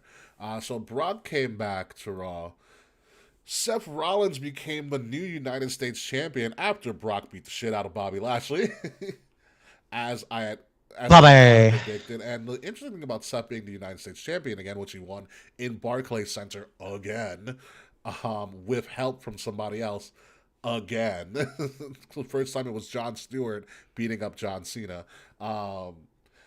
And this time it was Brock beating up Lashley. But now we have a legitimate mid-card division because after Seth won, all of a sudden he started getting challenges like very hood Chicago Mustafa Ali, which is a new iteration of his character. I was like, ooh, Mustafa has braids now, and he's wearing Tim's. What? I love the hair. Yeah, but I like this more hardcore Mustafa character where he's like, I'm tired of being overlooked. You're not going to deny me. I'm going to be in your face until someone recognizes me. And I like that character for him because I think it's coming from a real place. Yeah, fair enough. So I love his Oh, hair. but braids, yeah. I was like, who Yeah. the fuck's still wearing braids? But I was like, all right, whatever, it works. Whatever, it works. I like him being a foil. I think this sets up a great match at either Survivor Series or Crown Jewel, Seth and Mustafa. Because I think if Seth's doing what he does best, and that means is getting people over, he's going to get Mustafa Ali over again. Yeah. You know. Uh, Someone has yeah. to. So it's that. Also, Elias came back. Yo. Okay. So I need to admit something. Just let it out. Embarrassing. Elias is a daddy. Yeah, say it. No. No, not that. All right, what is it? Boo. Oh. But like, so I often will watch Raw while I'm cooking and cleaning. So I was like fucking cleaning my kitchen, and they make the announcement for prolific musical artist, and I thought Bad Bunny was coming, and I was so excited. And then it was fucking Elias. I'm like, he's here. Benito is here. And it was, You got by an enough. I miss him. Yo. I was literally like listening to Bad Bunny the other day, like while I was going for a walk, and I'm like, I hope he wrestles soon. I was like genuinely like thinking about how much I miss him on WWE. He'll be back at some point, just not anytime soon. Probably the Rumble. Maybe. Who knows? If they need him. But right now, they don't. WWE does not need any celebrities at the moment. They are doing just fine. I don't think they don't need. Oh no, they don't need him. I just miss him. Yeah. I genuinely enjoy him. Yeah. I genuinely enjoy the fact that Elias is back and he's still keeping up the gimmick that Ezekiel was a real thing. Yeah, my brother's career was tragically cut short. Yeah. And I also love the fact that he still can't get a song out because everybody keeps interrupting him. That won't ever get old. Yes, but now he's part of the mid-card scene too with Seth and Mustafa. You have Seth, Mustafa, Elias, Bobby lurking around the upper mid-card scene. You have a division. It's got a lot of people to work with, for sure. It's got a lot of people to work with. Elias is back. Over on NXT, Daddy DeVille showed up with Toxic Attraction as kind of the interim lead as well. Wait, what do you mean? Where's Mandy? Well, Mandy, number one, got engaged Again. Oh, I knew that. to Tino Sabatelli. So I think she took some time off to, She's marrying Tino Sabatelli. Yes. Good for them. Listen, Tino's got to stay relevant somehow. His career in wrestling didn't work out. So on top of that, Daddy DeVille showed up to be part of his Toxic Attraction storyline, leading into Halloween Havoc, which, by the way, we still haven't talked about just yet. As well. Oh, yeah, and by the way, JBL returned with the new wrestling god known as Baron Corbin. Yeah, that was bizarre. What the fuck was that about? The only thing that was bizarre was JBL's pants. Everyone's been going off on his fucking pants. I think it looks Pants are fine. horrible. Stop it. Yeah, he's overweight. What do you mean? JBL's fat now. No, those pants were... I thought JBL just looked old. He did... I didn't even notice his pants. He just... As old as JBL looked, he tore up the Oklahoma crowd. That was amazing. Oh, yeah. He went in. That was amazing. He's been holding that back for a while. He's like, I want to tell you guys something. I'm sorry that we're in Oklahoma. I was like, holy fuck. He literally ripped them to shit. He goes, Oklahoma wants to go to the SEC, try the MAC. I was like, wow, you love sports. But what are your thoughts, K. Murphy, on the new wrestling god known as Baron Corbin? I just don't get why JBL's... Huh? I just don't get why JBL is here. Someone's got to get Baron Corbin over. By the also, Corbin got his first name back. Thank God. Yeah. I'm relieved that once again Baron Corbin's gimmick has changed. I'm glad he's not happy. I'm glad he doesn't look like he's in Miami. Honestly, I like the new look. I think it looks good. I'm guessing he's still like hella rich. Yeah, that's why he's with JBL. We'll see. Yeah, we'll see what happens. I hope. But I want Cameron Grimes to like for them both. Yeah, no, what you're seeing now in WWE in particular is Triple H's idea of a shared universe. Because if you notice, Yeah. a shit ton of NXT talent was showing up on Raw and SmackDown, and vice versa. SmackDown and Raw talent are showing up on NXT. The shared universe idea, I think, works the best for everybody, and I think it's wild to see. It's Well, he also wanted to counter program a Dynamite for being on Tuesday. MLB playoffs. Yeah. That is true. It is the Triple H CU. I do like it. It is the Triple H cinematic universe. Good job, Daquan. That's what I always wanted, though. I hated the brand split so much. I liked when you didn't know what show wrestlers were going to show up on, so you two. But it also benefits the NXT stars because now they get a little bit more of exposure. So they don't have to do a giant reset every time they come up full time. Like having Cameron Grimes interact with the Good Brothers in a random backstage segment was perfect. How was it? It was hysterical. It was, I'm Cameron Grimes. It was really funny. I'm Cameron Grimes, and I need some help. And AJ, Pretty much, dude. That's what it was. He's like, I hear you guys are a tag team, baby. I need some help with some good sounding NXT. And then Gallows is like, you're that rich guy, right? He's like, no, it's crypto. He's like, yeah, it's crypto, but to the moon. And AJ's like, what the fuck you guys doing? They're like, listen, he's got money, right? And they're like, yeah, we're gonna go. And Triple H and AJ was like, God fucking damn it. Yeah, pretty much. It's hilarious. What's not to love? So good. And then what they did on Cameron Grimes was great. So Cameron Grimes has the money, and he waves it in front of Luke Gallows' face, and Gallows is like sniffing it up.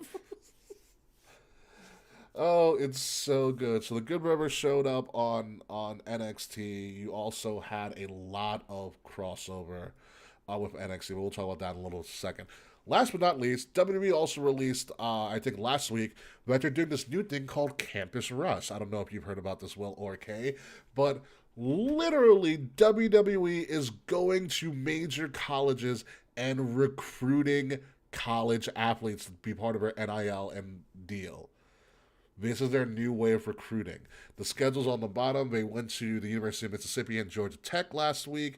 We are then going to go to Clemson, Boise Campus State, Rush. University of Arkansas, The Ohio State University, University of Kansas, and Penn State to recruit college athletes to be part of our NIL deal and potentially become future WWE superstars. Spearheading these recruitment tours are Bianca Belair, former Division I talent, Big E, former Division I talent, and Madcap Moss, who is also a former Division I talent, to talk to these student athletes, as you want to loosely call them, student athletes. Yeah. To They're like, hey, we're going to pay you. And they're like, okay. So to do it, but this is their new way of recruiting people from the ground level. Shawn Michaels did talk about this on After the Bell, where he's like, listen, these are athletes. They're used to be working in a team aspect. They're also used to being coached. True. All true. Very good points. Being coached, they're used to, working towards a set goal. And I was like, wow, this is perfect. This is a very interesting way about how they are going to start to build the future of WWE. Instead of going to the indies, they're going to pick you straight from college, which is what. Dude, could you imagine Triple H and like Stephanie McMahon tabling like in a student center, handing out flyers like, hey, join WWE. We drink Bud Light at our parties. we got 2 kegs. But yeah, my father-in-law, billionaire. We get 2 kegs. Listen, if Triple H and guys are 5, girls get it free. Here's a flyer. guys are 5, girls get it free. Nice. Listen, if Triple H and Stephanie were to do any sort of panel in my college, I would have been in the front fucking row. Hell yeah, I would have been crowd surfing. Woo! Wrestling! I might push future children to go to college for wrestling. I'm in the back. King of Kings! King of Kings! King of Kings! Oh my god! But it's interesting that they're blatantly saying, "Hey, this is where we're gonna go." This is like it's pretty wild. I like the idea. I mean, there have been some success stories of people who have gone from college straight to wrestling in WWE. Brock Lesnar, anybody? So there is a pipeline for this to happen. I think it'll be good because what's good about the college athletes is that they are prime college athletes. The athletics And they can make the money. athleticism, the athleticism isn't an issue.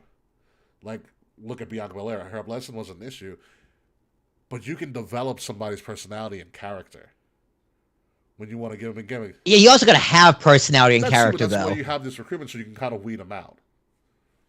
Yeah, true. You know, but I feel like it's a lot easier to do than to tell somebody, be athletic. Like, if you have the athleticism down, then doing athletic stuff won't be hard for you. You know what I mean? But then again, you got to have that it factor. But I like that they're doing this. This is the fall tour. We're going to do a spring tour, so on and so forth. It's a wild time to be a college athlete right now. You're getting money thrown at you. People want to recruit you to do random shit. We're not born in the wrong age. Like, if I was born a couple years later and was a college athlete now, my lord, I'd be rich already. Literally. Damn it. Yeah.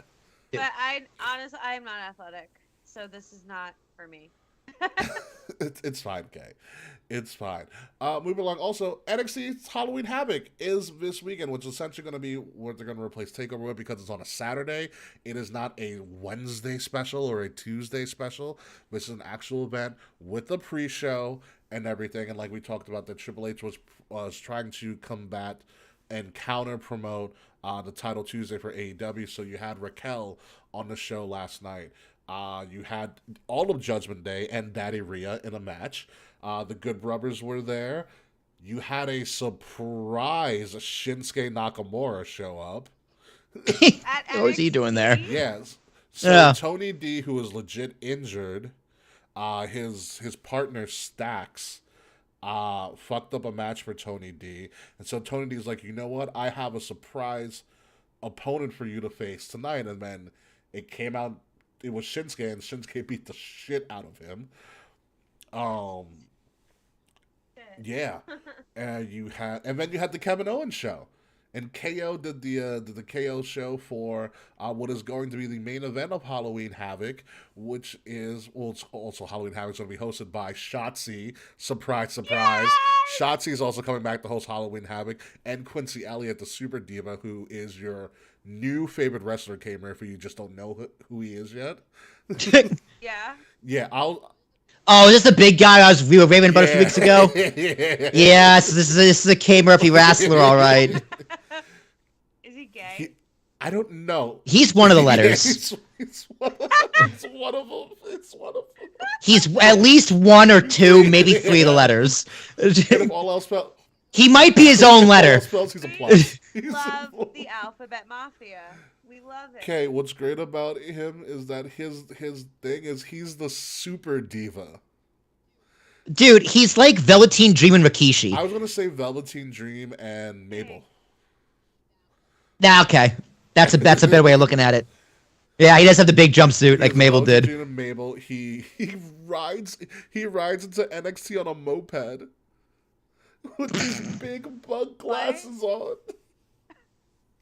What's he on this week's episode? Yeah, just look up Quincy Elliott. You'll find him. Well, I'll probably watch an episode of NXT now that I know about. I was like, go on Instagram and find clips of Quincy Elliott. He'll be great. But I'm more happy about Shotzi's back being the host. But like I said, KO did the KO show for what is going to be the triple threat match for the NXT title between Braun Breaker, JD McDonough, or as KO called JD McDonough, JD McGoogle, I don't know.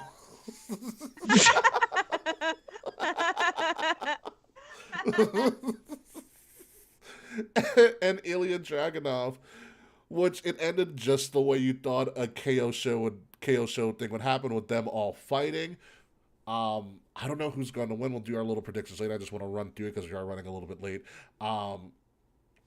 But what's interesting about this, they were fighting, and Triple H and Shawn Michaels had one more surprise for everybody as NXT went off the air, because the A-Town theme started playing and Austin Theory showed up.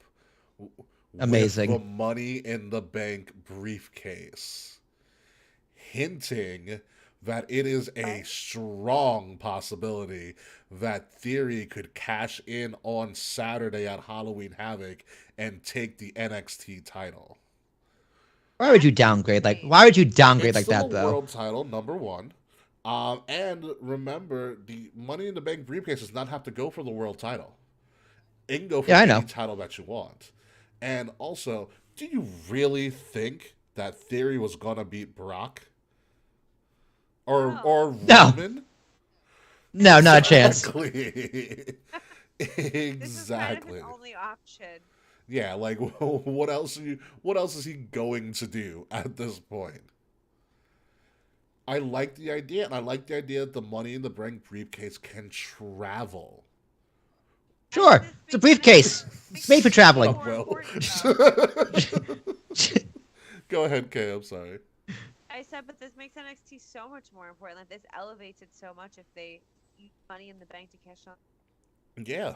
Which I hope next year when they do Money in the Bank, they start adding NXT talent. Like, I want this Money in the Bank should be almost a triple branded pay-per-view, with the culmination being your best from NXT, Raw, and SmackDown fighting for this briefcase. Yes. You know, and like we said earlier, a shared universe is a great thing. Also on this card, we have Mandy Rose, who looked great in an all-black suit of whatever it was. It was fantastic. Check her Instagram. Versus Alba Fire, also known as Kaylee Ray. Very, very... Oh. Hmm? Oh. Yeah, because Kaylee Ray's her real name, so they had to change it to Alba Fire. I like her gimmick. She was essentially one of the longest reigning NXT Women's UK champions ever. Fantastic run. If there's anybody to take the title per, it could be her. Also on this, which is probably going to steal the show, you have, lo and behold, a ladder match for the North American Championship. Because what else is new? Why break? If it's not broke, why fix it? Every big time ladder match, North American Championship. We get it. They're small. Well, it's only because fucking they forced Solo to drop once he moved up to SmackDown on the Bloodline, which led the gap. So you have Carmelo Hayes versus Oro Mensah, who's a new talent, Nathan Frazier, who's relatively new, Wesley, formerly of MSK, and for some reason Von Wagner's in here as well, as way just for the sake of being here. So that's the ladder match. You also have on this card an ambulance match from Julius Creed and Damon Kemp. Julius Creed, part of the Creed brothers. If Julius Creed loses, then I think the Creed brothers are eliminated from NXT altogether. And then you also have two spin the wheel, make a deal matches, which you spin the wheel, you don't know what the fuck's going to happen to you. You have I like that yeah, one. you have Apollo Crews versus everybody's most hated Aussie, Grayson Waller, and the Grayson Waller effect. Ew. Yeah, exactly. A.K.A. Grayson Waller, the one that retired Johnny Gargano from NXT, if anybody forgot. That guy. I did. That guy. And then you have Roxanne, formerly known as Roxy from ROH, in a spin the wheel, make a deal versus Cora Jade. So that is your Halloween Havoc card. And shout out to Mr. YLP for showing up on the stream as well. But that is your Halloween Havoc card.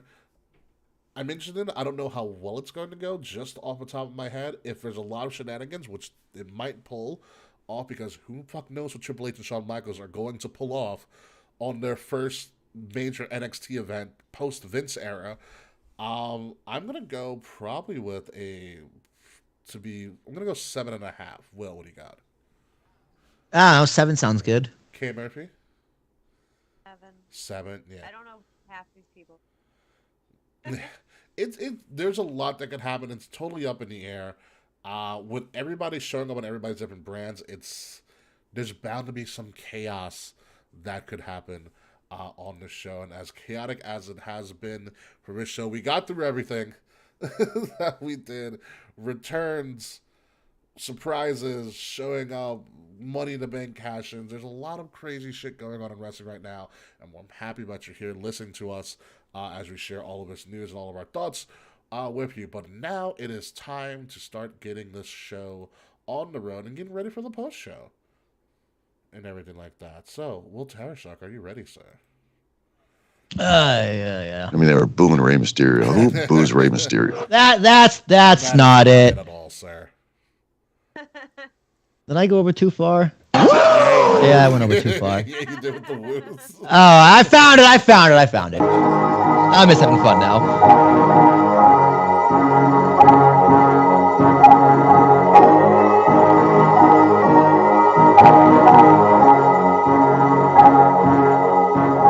Ladies and gentlemen, you have been listening to Kings and Rings podcast, episode number 312, banger after banger, because it has been a banger after a banger after a banger after a banger in pro wrestling right now, whether it's AEW, WWE, or anything in between. It has been absolutely fantastic. Of course, I'm your host, King Ricky Rose. Find me at Ambassador Biggs across all social media outlets. Kings of the Rings podcast. Find us at KOTR_podcast, Facebook, Twitter, Instagram, Twitch, TikTok, Discord, YouTube.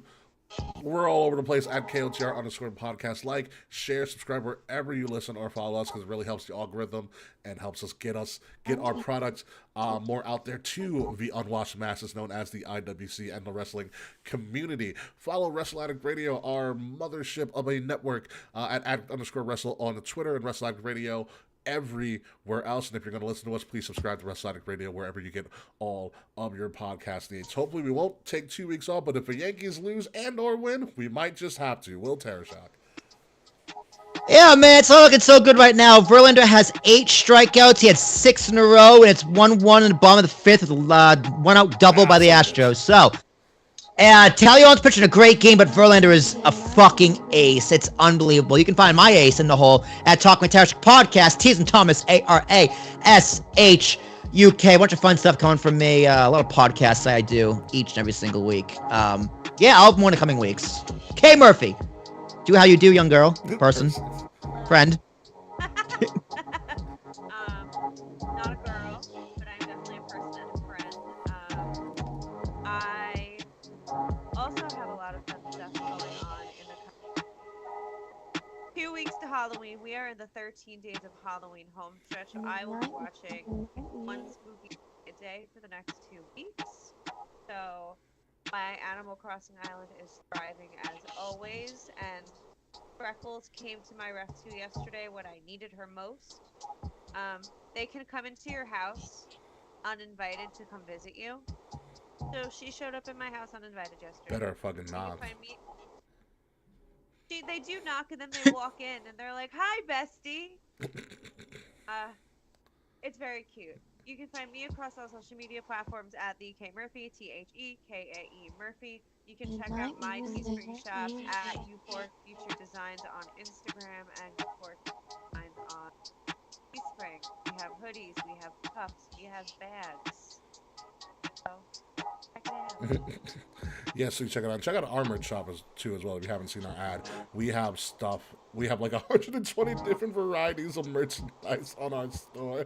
Hell yeah, we do. I did a lot of work. We're like yogurt from Spaceballs. We're fucking whores, dude. We are, yeah. Anywho, folks, when we come back next week, we'll talk about the fallout from Halloween Havoc and whatever other madness has shown up and whatever the Bloodline's doing if they're still intact, because who knows when Sami Zayn's going to take over and become the leader of the Bloodline, and Jay will be inevitably pissed. So until then, folks, goodbye, good night. See you on the post show if you're going to be watching us live. And who's that guy that went to AEW in Toronto? Oh, Slack. Fuck you, Slack. Yeah, fuck you, Slack. See you, folks.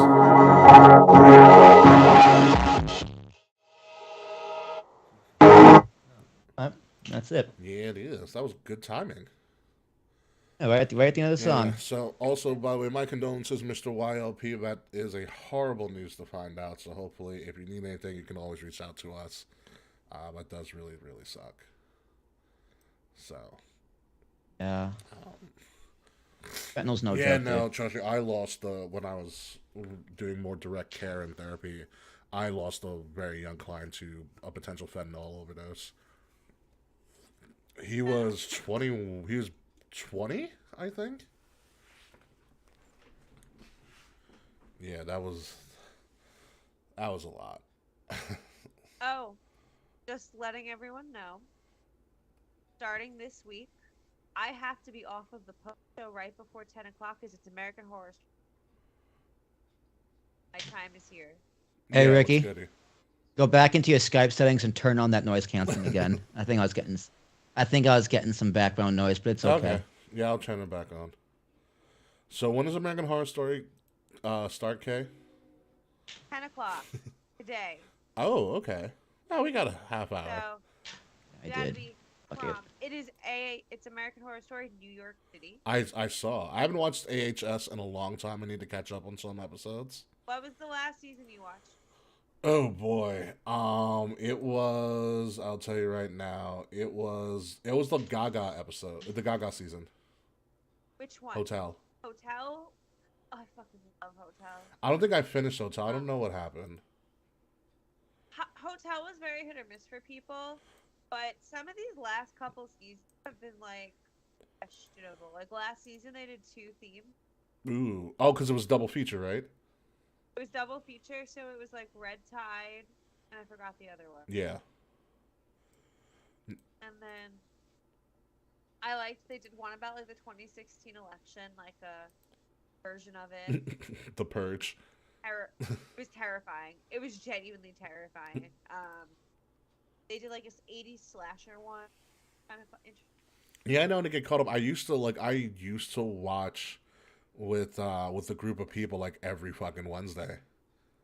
That's awesome. Like it was a big thing. By the way, I love this fake PS5 cover that somebody did for an AEW video game. Let me see it. Oh, that's incredible. Backstage assaults. Oh my. CM Punk's trainer got let go. What's his name? Ace Steel. Oh, so they finally fired him? Yeah, finally. I just need everyone to know if Punk is released in like the immediate future, my already deteriorating mental health is just gonna. I would just prepare yourself and realize the. I'd fire his ass. I'm surprised he hasn't been released yet. Yeah. I've heard a few different things, but nothing confirmed. Yeah, What did you find? Sorry, what happened? Let's see here. Still 1-1. Okay, I have to turn on this game. Dude, this umpire has been consistently bad. Well, at least they're consistently bad. Like, the balls are not strikes, but he's calling all of them strikes. Matt Carpenter had a ball 4 called strike 3 to end the inning with man on second and third a little while ago. It was no bueno, dude. Pop Matt Carpenter got last yesterday. Oh, it was great. Let's see this. Doing Schmidt just walking the bases loaded now. Let's see this catch by Judge. Ooh, good job, Judge. You're not 6'8" for no reason. Stanton had a good one too. I'm looking at all the highlights right now. As I'm catching up. I'm seeing Black Adam tomorrow, by the way. Let me know how it is. The critics hate it so far. So I've heard. The critics hate it. But I'm not gonna be that. I'm not gonna, especially since I'm not a Marvel nerd as much as I am a DC. While John Moran is schooling the Knicks, I'm just looking to be entertained. So I'm not really gonna like if it's that bad that I end up like critiquing the plot of a superhero movie, then you'll know it's really bad. Oh, I'm sure. And I realize that I'm off Veterans Day, so I get to see Black Panther on the day it comes out. I'm off that day too. What's up? I'm off that day too. Yeah. I would say, Kay, come see Black Panther, but it's all the way in Westbury, and I don't want you to go out that far. Yeah. I'm off that day because I have stuff to do in the... Fair. I'm like... Baiting like me matinee that... Say it again, Kay. Kay, can you turn up your gain, by the way? Yeah. Or your volume. Yeah, you're a little low. How do I sound now? A lot better. Hi. 213. Here I am. Is it 313 or 312? This is I've put 312. 312. 312. I wrote 213. It has- Backwards. The MB. So What's up? what has trivia been like? Do we have trivia? Oh, funny story, Kay. I haven't had trivia this entire month of October. Oh, great. Okay. I don't know what's the last one that we did, because I thought I told you about, yeah, they canceled trivia because, like, sports. Oh, that makes sense. I was pissed. I don't blame you. I was That's money. pissed. I was losing all that fucking money.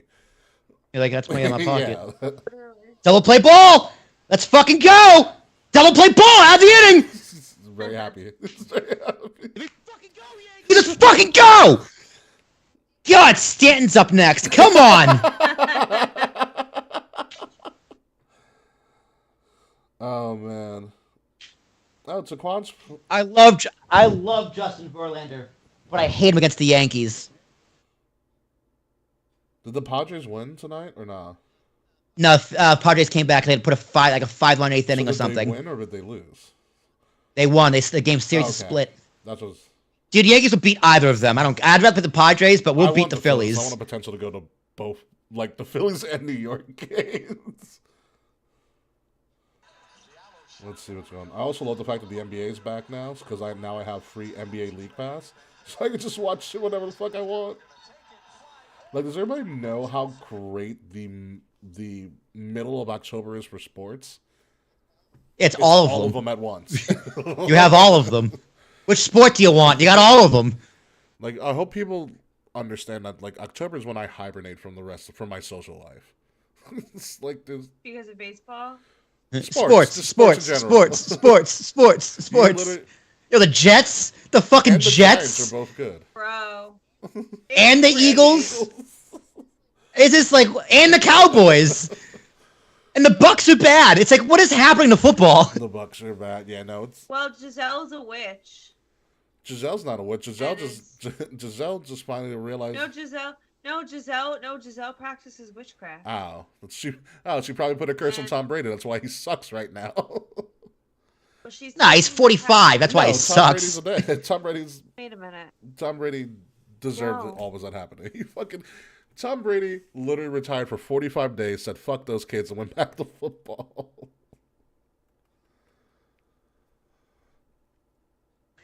Oh man. Yeah, no, it's pretty crazy. Oh my god, Will, I have to send you these TikTok videos. So it's this guy, he does like essentially like I think this week he did what's known as like the fantasy bust room. So he plays all these different characters of who does good or who does bad every week in football. And so he has a quarterback room skit that he does too, where if you're undefeated in the season, you have to wear a cowboy hat that says "Daddy." And then, as you're too focused on this, and fucking what is it? Mac Jones, the quarterback of the New England Patriots, sees Tom Brady. He's like, "Oh my god, Daddy's here," and Tom Brady's like, "For the longest time, I'm not your father." Wow, Will is entranced in this. Is Giancarlo up? Is that why? No, I was watching a TikTok about. All right, so get this troll job going on here. So Starbucks, there's a Starbucks that's on strike because they want more. They want like money and shit. Unionized? Is this one of the ones that unionized? Some of the Starbucks are unionizing, yes. Some of the Starbucks are unionized, which I think is fucking amazing. God. Go workers. So the store is on strike. Everything's closed. Lights are all off. So Starbucks corporate turned on mobile orders again. What? So Oh, I there's saw people ordering Starbucks and going to the store, it's closed. and they're getting protesters. So they're all freaking out and yelling at the protesters. To which I'm like, bro, yell at corporate. Wow, corporate. I didn't know Like- corporate can. I guess corporate can manually do that. Well, dude, they can do that, and they're also firing like union workers. Like what they're doing is super illegal. And Biden's labor bureaus. It's like, what are they doing? I don't see anything. What's going on here? What labor union? Because no one in the government wants labor unions, because that means they lose all their money, and workers have power again. That's God forbid. Crazy that Starbucks turned on the mobile. Wow, what a dick move. Yeah, why are people mad at the workers? Like, be mad at I don't know who they're mad at. They're mad at the workers there because they're there. Sure. But like, bro, you should be mad at corporate for mobile orders. not paying them. Yeah. Well, Like you think what? It's like, how would I turn on the app? The store's closed. yeah. Oh my god. What was it? I just saw a tweet that was really good. That's in our Tip of the Crown post show tweet right there. I mean, Verlander has 95 pitches in his sixth inning. That's one thing the Yankees have been doing. wait. They're making him pitch through a lot of pitches. I was listening in the other room, and I heard the Starbucks conversation. I worked there for 8 years. Let me speak on this. Go. Please, Yes, please. do. So, the mobile order and pay system, because I also saw that TikTok about the store that turned it on while the store was closed. You have to go in the store to do that. Like, Oh. so Well, yeah, I've seen that before in other places. Like, it's like a tablet essentially. You have to turn it on. you have to turn Yeah. it on or off in their system. So, But how did it turn off? The store's closed. if someone has keys to the store, Like a manager. yes. I wonder who turned it on then. Give me his 10 strikeouts. Like, I don't Fucking understand Verlander, dude. unless they have like a giant like button somewhere. I don't know how that works, but when I worked at Starbucks, I mean, it's- Are the iPads always plugged in? Are they always on? Yeah. Usually, Like, are they always on? probably. But there's So, still a switch you can corporate- turn it corporate- off on. Yeah, right. But I mean, if it's always plugged in, or it's like you can't unplug it. Like if it's always on, corporate could just easily go in the back end and turn that on Yeah. because they have back ends to everything. As they should. But yeah, I get. Yeah, They should. As they should. that's good. I just read the tweet that we had in our post show that I had forgot was put up there. Someone said Daniel Garcia and Bryan Danielson have joined forces to become Daniel Bryan. I did see that. That was really funny. Oh, which we didn't even talk about, which I forgot to slip her in. Renee is with AEW now. Renee Paquette, Paquette, and good for now her. Tony Khan has all of WWE backstage crew as part of his franchise. Remember WWE backstage, that ill-fated Fox Sports 1 show? Yep. Mm-hmm. I loved it. Now you can do AEW backstage or backstage assault, just like in the video game. Yeah, but trivia, by the way, they haven't told me what they're gonna bring back, what subject they're gonna do for trivia, which I'm like, hey, someone needs to fucking tell me so I know what the fuck I'm going to be doing that week. Yeah. But what That's trivia annoying. should I do? Lord of the Rings trivia. Hocus Yeah, if Ring Pocus. of Power didn't fucking already go off the air for a season, that'd be great. Hocus Pocus. It's not coming back till November, so spooky season will be over. Oscar season's coming up. Yeah. Too early. You could do Best Picture trivia. God, no, they'll hate that. That's too thematic. Mm. Because you got to get more open-ended stuff. If they come back the same week of Black Panther, which I think they're going to do, I'm going to really push hard for Marvel. Oh, I'm Do sure. a second Marvel trivia again. Marvel is a good trivia. You do that again for sure. You know how much Or you know how Chadwick much Boseman, m- Chadwick you know Boseman how much trivia. Chadwick Boseman trivia is probably trivia no one knows except for like a couple of people, because I know all the movies Chadwick Boseman was in. He's actually done a lot of good work before he passed away. He's a phenomenal actor. You know, he That last nomination he got before he died, he was really good. And the Count Bessie movie, whatever that singer was, Billie Holiday. I forget who it was. I forgot the movie was. It was something Bottom Rain or something like that. Yeah, Ma Rainey's Bottom Rain or something. Yeah, Ma Rainey's Bottom, yeah. yeah, that movie was excellent. He played in 42. He was Jackie Robinson. Yes, he was Jackie Robinson. He was okay as Jackie The Robinson. story was better than the acting. Yeah, that movie was just a definition of it's Yeah, fine. It's a good.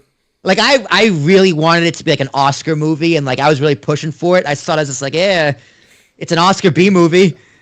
It's a good. Like the story is. The story. I is have better an than- announcement. What's your announce? What's up, Kay? Both PB&J Otter and Bear in the Big Blue House are now streaming today on Disney Plus. That's incredible. I'm gonna watch some Bear in the Big Blue House, dude. I need to watch that immediately. Yeah. I love Bear. Oh, while we're here, by the way, this is a 11 strikeouts for Justin That's Verlander. gross. These Yankees are embarrassing, dude. They haven't gotten a It's hit in also 3 just innings. fucking Verlander. A 42-year-old Justin Which is Verlander. most people. I know. It's not crazy. Man doesn't age. Hold on. If we are literally trying to go to, let me check. I'm gonna go on Ticketmaster right now to see what we're looking at for. Ooh, Billie Eilish. You're cute. Ooh, I'm listening. Dude, I'm just going to put chicken nuggets in. Of course you I've are. had fucking ocean eyes stuck in my head all fucking day. I want to look at AEW Full Gear tickets.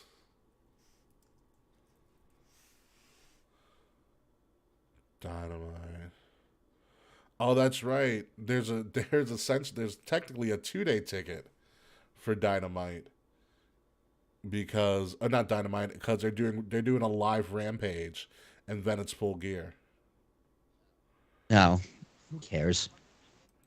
Let me see. The 2-day. I want to see what the 2-day tickets are. Oh my god, that's so fucking good. If we wanted to do Friday Rampage and Saturday fucking in Saturday Full Gear, if we want to do a combo ticket, it's a fucking $100 plus fees. It's like $150, $140. Yeah. Hold on, let me. How about just Full Gear? I don't want to go to don't wanna Rampage. either, I'm not gonna lie to you. See, Mark Henry, it's time for the main event. I don't fucking care, Mark.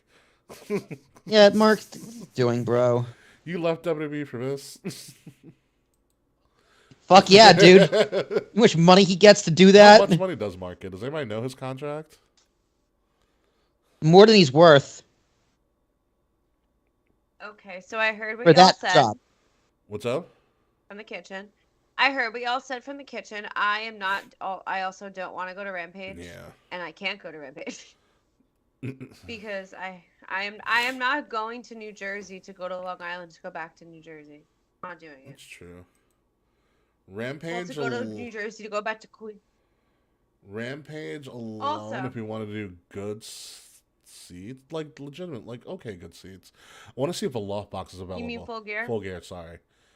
You're looking at, there's only 3 seats in the front row of section 134 for $115 each before fees and shit. Wait, where? Section 134. It's on Ticketmaster for $115 each. I haven't been to The Rock in a long time. I know it's really fucking easy to get to, but I need to see what 134 looks like.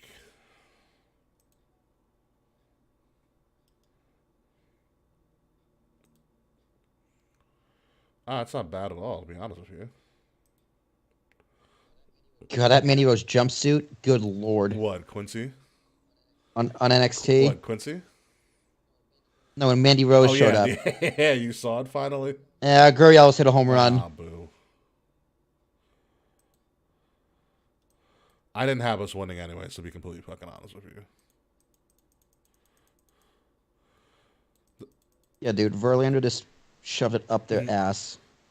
These seats I found for 115 aren't that bad at all. Talion, though, what a fucking performance by him. He did a great job. Made one mistake. Yeah, it happens. It happens. Also, Rhea has a fucking Rhea? ass. Yeah. Yes, she does. Are you looking at NXT highlights now? That's what I'm assuming. Yeah. Oh, I There's saw a her few NXT pictures. highlights. She looked. A lot of ink, too. She's I got always forget how much ink she her and has. Shotzi have tons of ink. Yeah. We were chanting Kenny in Toronto. Don't chant for Kenny Omega in Toronto. Stop it. Why?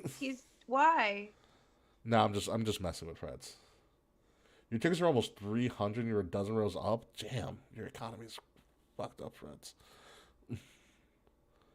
Okay, so we're looking at 115 for the 100 section. Well, I want to see Verby's Loft Club seats, which are very spacious.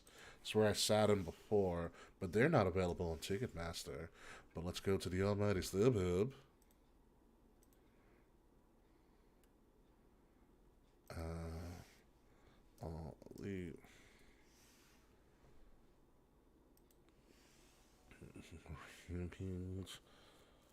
Parking passes for Rampage. Get the fuck out of here. Full Gear. Let's see what we get. Ooh, just what I wanted to see. Too much, though. Not what I needed. No. No. Sweet. We go here. All right, yeah. I am gonna dip so I can get ready for American Horror Story Oh, yes, that's right. You gotta get ready for me. because it's 9:56. Yeah, I think I'm going to dip too because I know we have a Yankee game to watch and I can still do some more research on this stuff while we're away doing all that fun stuff. Yeah. I'm gonna be mad at the computer for the rest of the night. You don't need me to upload anything, do you, Will? Before we go, No, what audio's direction- uploaded. What direction should I take my chicken nuggets? Should I do like chicken nuggets like with vegetables, or should I do a chicken and waffles vibe, Dude, straight nuggies. All you need is Yeah. nugs. or just straight nuggies alone? Straight nugs alone. It's American Horror Story. I mean, Interesting. let's think about it. You're gonna be you want to watch what's on the TV, like vegetables or waffles. It's gonna take your screen away. It's gonna take your view away from the TV. They're a distraction. Whereas nuggets, you True. can eat them like grapes or any other like finger food. Just pick at them and eat them as you go. Yeah, I put in like 12. Should have put in think 24. should be That's good. just me. Well, my Kaya and I bought like the industrial size bag of them from fucking Costco. Nice. Back-to-back home That's not runs. good. And I bought like a 72 box of Eggo waffles for $8. 8 and 9 hitters too. Ooh. Where'd you find a 72 box of All right. Eggos? Costco. Fucking nuts. I need to get a cost. I Costco live would 2 be minutes just away called. from Costco. It's so I convenient. bet you the fuck it is. Fucking mad person. All right. All right. Let's get out of here, folks. Thank you guys for joining us. Yeah, thank you guys for joining us. Hope you enjoyed us, and we will see you guys next week. So, toodles. Bye-bye.